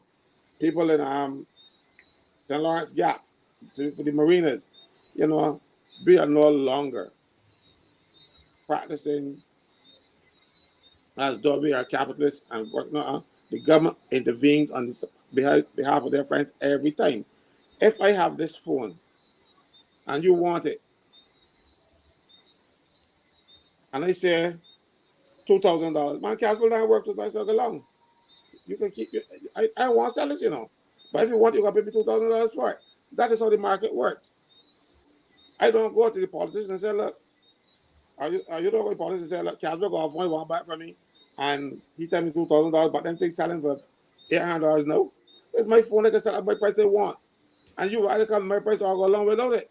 No, but when you have a government that interferes on behalf of their friends and people think nothing of it. The first time it happened, I spoke up against it. It was Ms. Ram. And people criticized me. I said, no. You missed the point. I am not there supporting Ms. Ram. I am supporting the principle of the whole thing. What if they do it to Ms. Ram, they will do it to somebody else. Now they're doing it to Kinch. Not to do it to St. Lawrence Gap. They're going to do it to Marshall Week next. Yeah. The thing about that. I don't know. There isn't for most people in Barbados, the majority of us, if we do something wrong, we have to pay. We have to pay for it. And you know, when you get before the courts make you pay. So I don't understand this great generosity within the collective bosom of Barbados, that somebody take money out of a fund. Money was written off out of a fund. And, you know, people are just saying, well, there's nothing you could do about it. I don't understand that. You have a fellow now that go down the road and he see a fork leaning up against somebody's house and he carry away the fork, and the person look out and realize it's him and call the police. He's going to get locked up. They're going to pick him up. No, they'll put him in a cell. He's going to stay there overnight. And if he's lucky, he might, well, if court say he might get bail tomorrow, he might not, or he might go sit there till Monday. People are punished, and you know, we understand that. I'm not saying the fella should get away because he see the fork and he like it. I'm not saying that. Yes, he should be punished. But why is it in Barbados that we are so generous when people are doing things like writing off money, taking out money, taking out $123 million it was, to put into Four Seasons. The people's money, the money belonged to us, you know. And then you will be wondering why the government, if the photocopier break down at your child's school, why the government can't provide it with a photocopy. It's because they write off $123 million. If they had that, they could have bought a photocopier. So then the children got to run all about Barbados looking for somebody to photocopy stuff for them that is supposed to be part of their work, that the school is supposed to provide. Those things go on in Barbados every day. But I don't think that we're making the connection between writing off all that money and the supplies that you have at the schools, that computers not working, that immigration. The city printer breakdown for the longest time and they didn't have one, and people weren't getting passports, all kinds of things. Those are things that are going on in government. Because the money isn't there, don't people make the connection between writing off money that we're supposed to be collecting to run Barbados properly And the fact that we have all this equipment that is breaking down and that people can't get things done. I don't know if I interface with government a lot in my work every single day. And I know that a lot of people criticize the civil servants and whatever, but I know that many of them are trying their best. But if you don't have the equipment, how are you going to do what you're supposed to do? Bricks without How are you going to get it done? But on the other hand, you can find it appropriate within central government to just take up money and put it in a project that was supposed to be a private sector project anyway, and then just write it off. You don't ask anybody to pay back anything. No, you can't. You just cannot continue to do these things to Barbadians and make Barbadians suffer. I mean, politicians are the ones that go around to nearly every single house in Barbados at election time, and they see the conditions in which people live. I don't understand how it could not burn your heart that you could have taken that money that was written off, that went into the hands of people who already are well off. I don't know how it doesn't hurt your heart that you can't take that money and fix a house for a woman that got 4 children, and the flooring falling in, that the You, baby may very well, thank Lynette, heavens that God you're protect you're babies, but the assuming baby might very well you're fall through the flooring. you're I don't assuming that these understand people how have people are not hearts. concerned about these things. And And you're they hear these millions of dollars being written off, and they're not thinking what could have been done with the money had it not been written off. If an effort had been made to collect it, you might not collect all, but you just write it off. That's not right. That's immoral. It's just not right. I, if we were to have this defeatist attitude where people are saying the prime minister has spoken, you can't do nothing about it. We cannot adopt this kind of attitude. If not, we will never get anything done. We look at Mahatma Gandhi, we look at Martin Luther King. They weren't defeated. They continued and they persevered. And unless we persevere, every journey starts with the first step. Okay? And we have to continue and continue until we get where we want to go. I find that Barbadians have this following attitude. I know I can tell you an example. I went in 6 rows to pay a bill, and I saw a long line of people all in the car park waiting to go by the shore pay. And I said, "Well, these people waiting to pay a bill?" They say yes.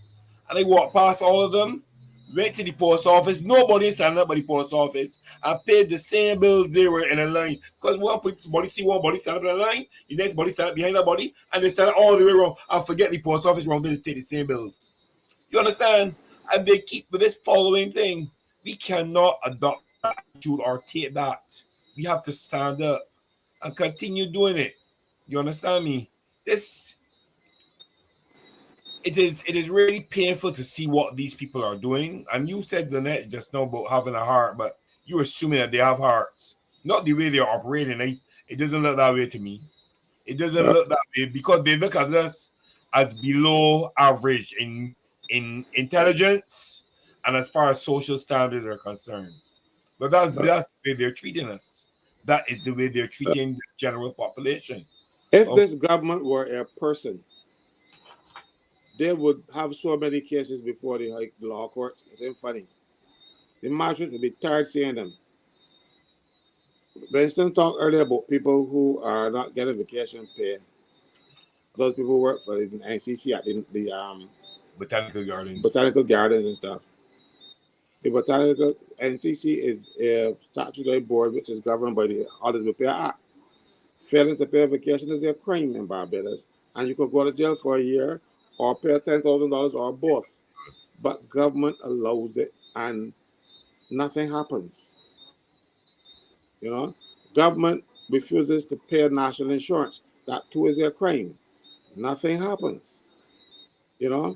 Government hire people and said, "Oh, you are private contractors." None of the elements that make you a private contractor is there. They can't bring in their own staff. They get vacation. You know, they tell them when to come work. They discipline them when they misbehave and suspend them without pay, that kind of thing. And you gonna tell me that I'm a private contractor? I'm a private contractor. The government can suspend me if I misbehave. But no, they don't. Then they wouldn't pay the contributions, the national insurance contributions for them, because they're taking the directions from people outside of Barbados. And then they can say why the fund is going down, because even government is not paying in.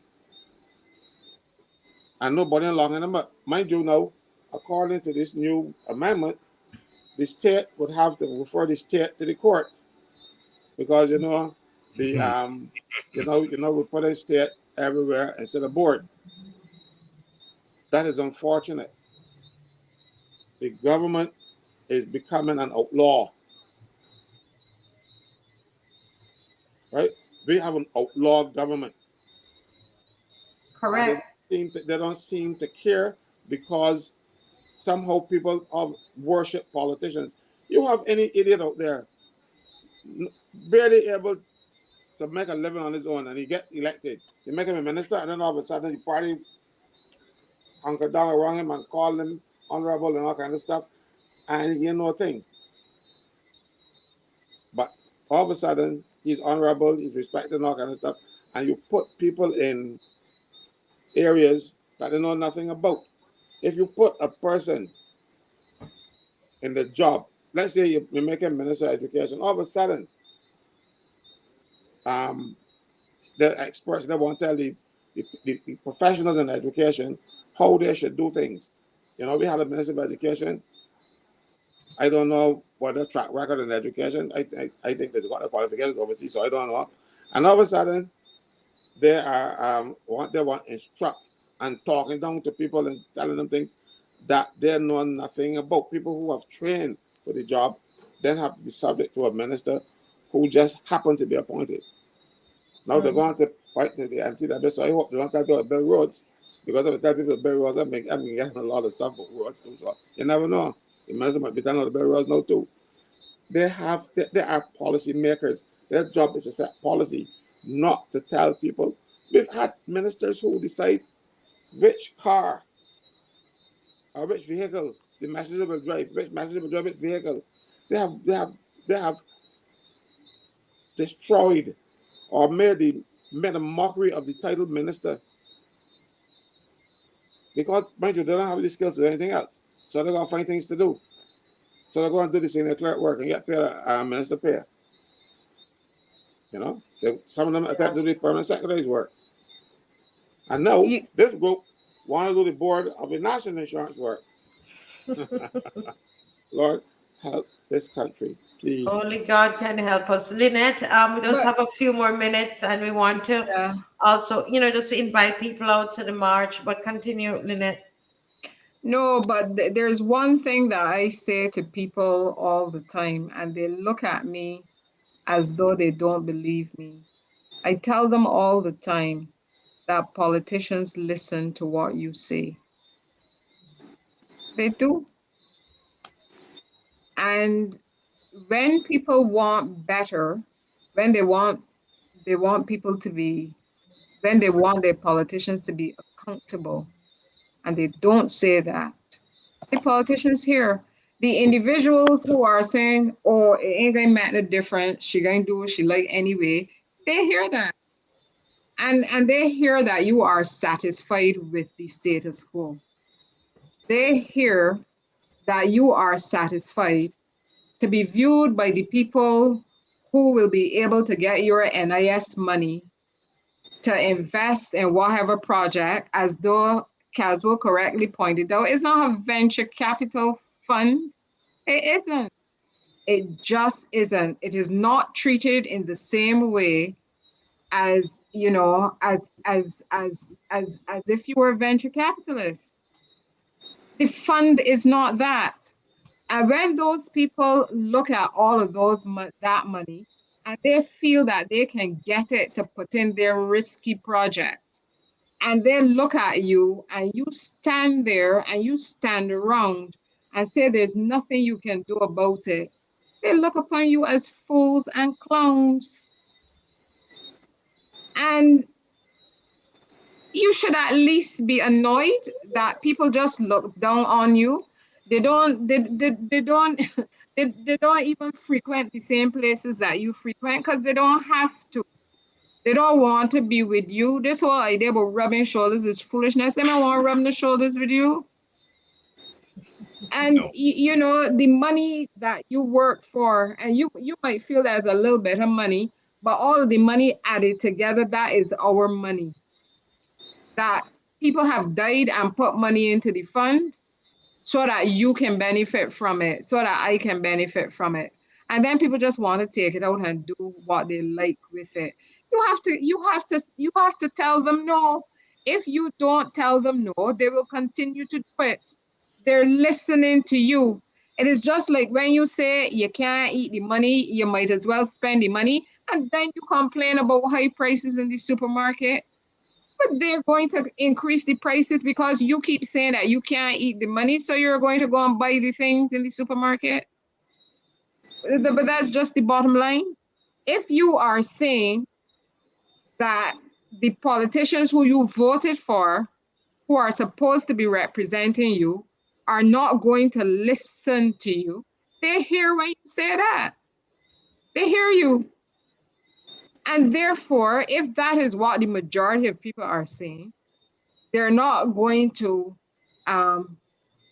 resile from the direction in which they're going, you know, and the direction in which they're going is not in your favor. It is not in our favor. It's not in the favor of the majority. People have to come off this idea that them in some middle class, upper class situation that they're getting through. And they know very well at the end of the month when they pay all of their expenses that they don't have any money. And they too are depending on the pension. So I would like all of you who are listening to us to tell your friends, to tell your family, if there's somebody in a precarious position and they really fear victimization and they can't come out, you need to come out on their behalf. Whether you're getting a pension already, whether you got a private pension plan, whether you have a godmother that left you a trust fund and you got enough money to last you till you're dead, even so, come and march on behalf of somebody who cannot march. And I don't want you to be fearful. There are things I'm fearful about in terms of how the whole country is running. Because up to now, I don't see Barbados are really producing anything. So I don't know where we're going to go. I just don't know where we're going to go. Um, so that is what I'm fearful about. But Yeah. you if you don't want to be fearful about that, you don't have to be fearful about that either. But what I want you to be is at least annoyed that people are taking your money for granted and they're taking you for granted. That your child is going to come home and can't get the project done because the equipment at school isn't working. And yet you can write off millions of dollars for people, and they know very well that it is true. They know, they know. Yes, yes, and that point has to be made too, Adrian. I'm happy that you raised it. The fact that this now is supposed to be a fight between the BLP and the DLP, and that Correct. it has nothing to do with people coming out and marching. Um, yes, that is part of the whole propaganda strategy that we must go back to status quo. It is between the Bs and the Dems, and when them fight it out, it's going to be all right for the rest of us. That is not the case. So people, no, you didn't get all this education. You didn't get your great grandmother working hard to send you to school. And that now the time has come for you to make decisions for yourself. You waiting to get a signal from a big boss somewhere or the other. The signal in your bosom. And your grandmother, your grandmother that used to have to be frightened to lose her job when they didn't have any, they had no industrial relations at the time. Your great great grandmother that used to go to work and get a couple of shillings so that you could go to school, all the people before you could go to school, so that you could be educated. And now you just sitting down there and embarrassing the people that work hard for you. You gotta get up and do something. Get up and do something. Don't. When you finish marching, as I say, you could go to your branch meeting. I ain't got no problem with that. But you gotta think for yourself. Think for yourself and do for yourself. That is how, because I think some people are mistaken, and they actually believe that Errol Barrow and Adams before him, Brantley Adams and Charles Duncan O'Neill and all these names that people mention. You feel that those people built Barbados? That's not true. It is people getting up and doing what they had to do for themselves and their family. Those are the people who built Barbados. There's a role for leaders, but don't buy into this notion that you ain't come from the way and your family never do anything and all that. No, it was hard back then. The land that your grandmother is able to leave for you or your grandfather, it wasn't easy to get that land. And you actually, there are people in Barbados who actually come along and inherit land that they never have to purchase because people were out there in the hot sun working. And know that there is a time for you to stand up. You have to stand up. You have to stand up. You cannot allow all of the work that they did all those years back then, and it was hard work. Hard work. Who you think actually dig down Rendezvous Hill or dig down 2 Mile Hill? When you look and you see all of the coral at the side, who you feel dig those down? And back in the day, they had any equipment. People used Picks and shovels. and all kind of picks and shovels to do that. That's the kind of hard work people do so that you can live easy now. And somebody tell you to come to a march, you say, well, I feel it ain't make a difference. I always say to myself that I don't know if these people existed during slavery, all like no, we would still be slaves. All like no, because they say, well, there's nothing you could do about it. But with the sense of educating, will you really feel he could be a doctor though, but he can't be a doctor? But look at he hand too big. All kinds of foolishness. It is the same things that people are saying no. They sound equally as nonsensical as people would have been saying back in the day. Or I've heard people say, what's the point of educating everybody? We need people to pick up garbage. Like if people who got those jobs to do don't require an education to know how to do those things, to write reports and all those kind of things. All those people got to write reports, and be able to report and carry out instructions. You feel that when guests come here from overseas and they want somebody to stay with their children, you feel they don't want an educated person, but they just want to get up on mornings and write a few notes or whatever and let the person look after the whole household. So the education is important for all of us, but you still had those foolish comments. So in my view, saying that nothing is going to happen, the politicians are hearing you. And when they hear you, they will do nothing to improve your lot. So I want everyone to come out next Saturday and bring as many people as possible with you. Please. Yeah. Thank you, Lynette. And Mr. Franklin, we're way over 8 o'clock. People selling, somebody in the chat said, no, don't end the show. But listen, we're going to end, but we're going to be back again on Sunday. All right, so we're going to be back again on Sunday. Just let me say though that if it was not making a difference, if what we were doing was not making a difference, there would have been no press conference today. There would have been no press conference. That's correct. That is correct. So you're telling the people come out and don't be fooled and don't think that Not for themselves. Yeah, it's and Lynette, that was a great speech that you gave there. Winston, what do you say to the people as we close? We're gonna come back Sunday, but we have to go, but we're coming back Sunday. Go Yeah, ahead, Winston. I'm saying that with numbers, like as well I said before, with numbers, nobody can be victimized. People believe they will be victimized, but if you come out in numbers and people stay united together, you know, nobody can victimize you. You understand? And remember, you're fighting for yourself and for others. All right. I'm going to ask each and every person here to use their social media platforms, whether it's Facebook, Instagram, WhatsApp, Telegram, Snapchat, whatever, and post and speak about it. That the march is on Saturday, the 2nd of September at 10 a.m. from Kensington Oval. And we'll be going to Independence Square.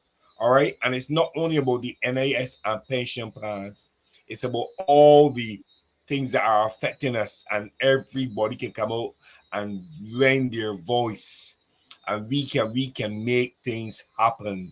With numbers, we can achieve anything. That's all. At least bring 5 people each per, at least. Kamhar, Jacqueline, all of you, at least bring 5 people with you. Okay? Yes. And let's make I it mean, sure you get the message out. a Get the social message affair. out, yeah. I send it to everyone on every platform, and you will see. So on Sunday, when we come on again, we will see more. And I want to commend you, Marcia, because we had this discussion here, and at the same time, the Grantley Adams International Airport, they were having a town hall meeting, and it was on YouTube. And we have more people here than the government has. You understand? So you understand me. So that's why we want to see Sunday again. We have more people doing this and in discussion here than they have for their town hall meeting or their YouTube channel. Because Okay? the people know when they come on here, they're hearing Caswell, they're hearing Lynette, they're hearing you, and you are bringing truth. You're bringing facts. We were able to put up the legislation on here and let them see. And lawyers were messaging me and tell Caswell to keep speaking. Lawyers that the 2 lawyers messaged me and confirming. So people know that we're speaking facts on here. But thank you so much, Caswell. General, I call you. Thank you, Lynette, Nanny. Thank you, Kodja, my Kodja brother, Winston. And listen, we're standing strong. So Saturday, September 2nd, 2023. Yeah. All right, guys. God bless you, Adrian Hines, Andrea Critchlow, Alvin Bob, everybody who's on, and all the yard foes watching. We love you too. Come out and march. They tell them you can come out and march and go to your branch meeting on Sunday. Yeah, don't just come pick up, the folks, they pick up grain and they no, man. You get the education too and come and put a march, all right? Okay, blessings. God bless. Bye-bye. See you on Sunday. Sunday at 7.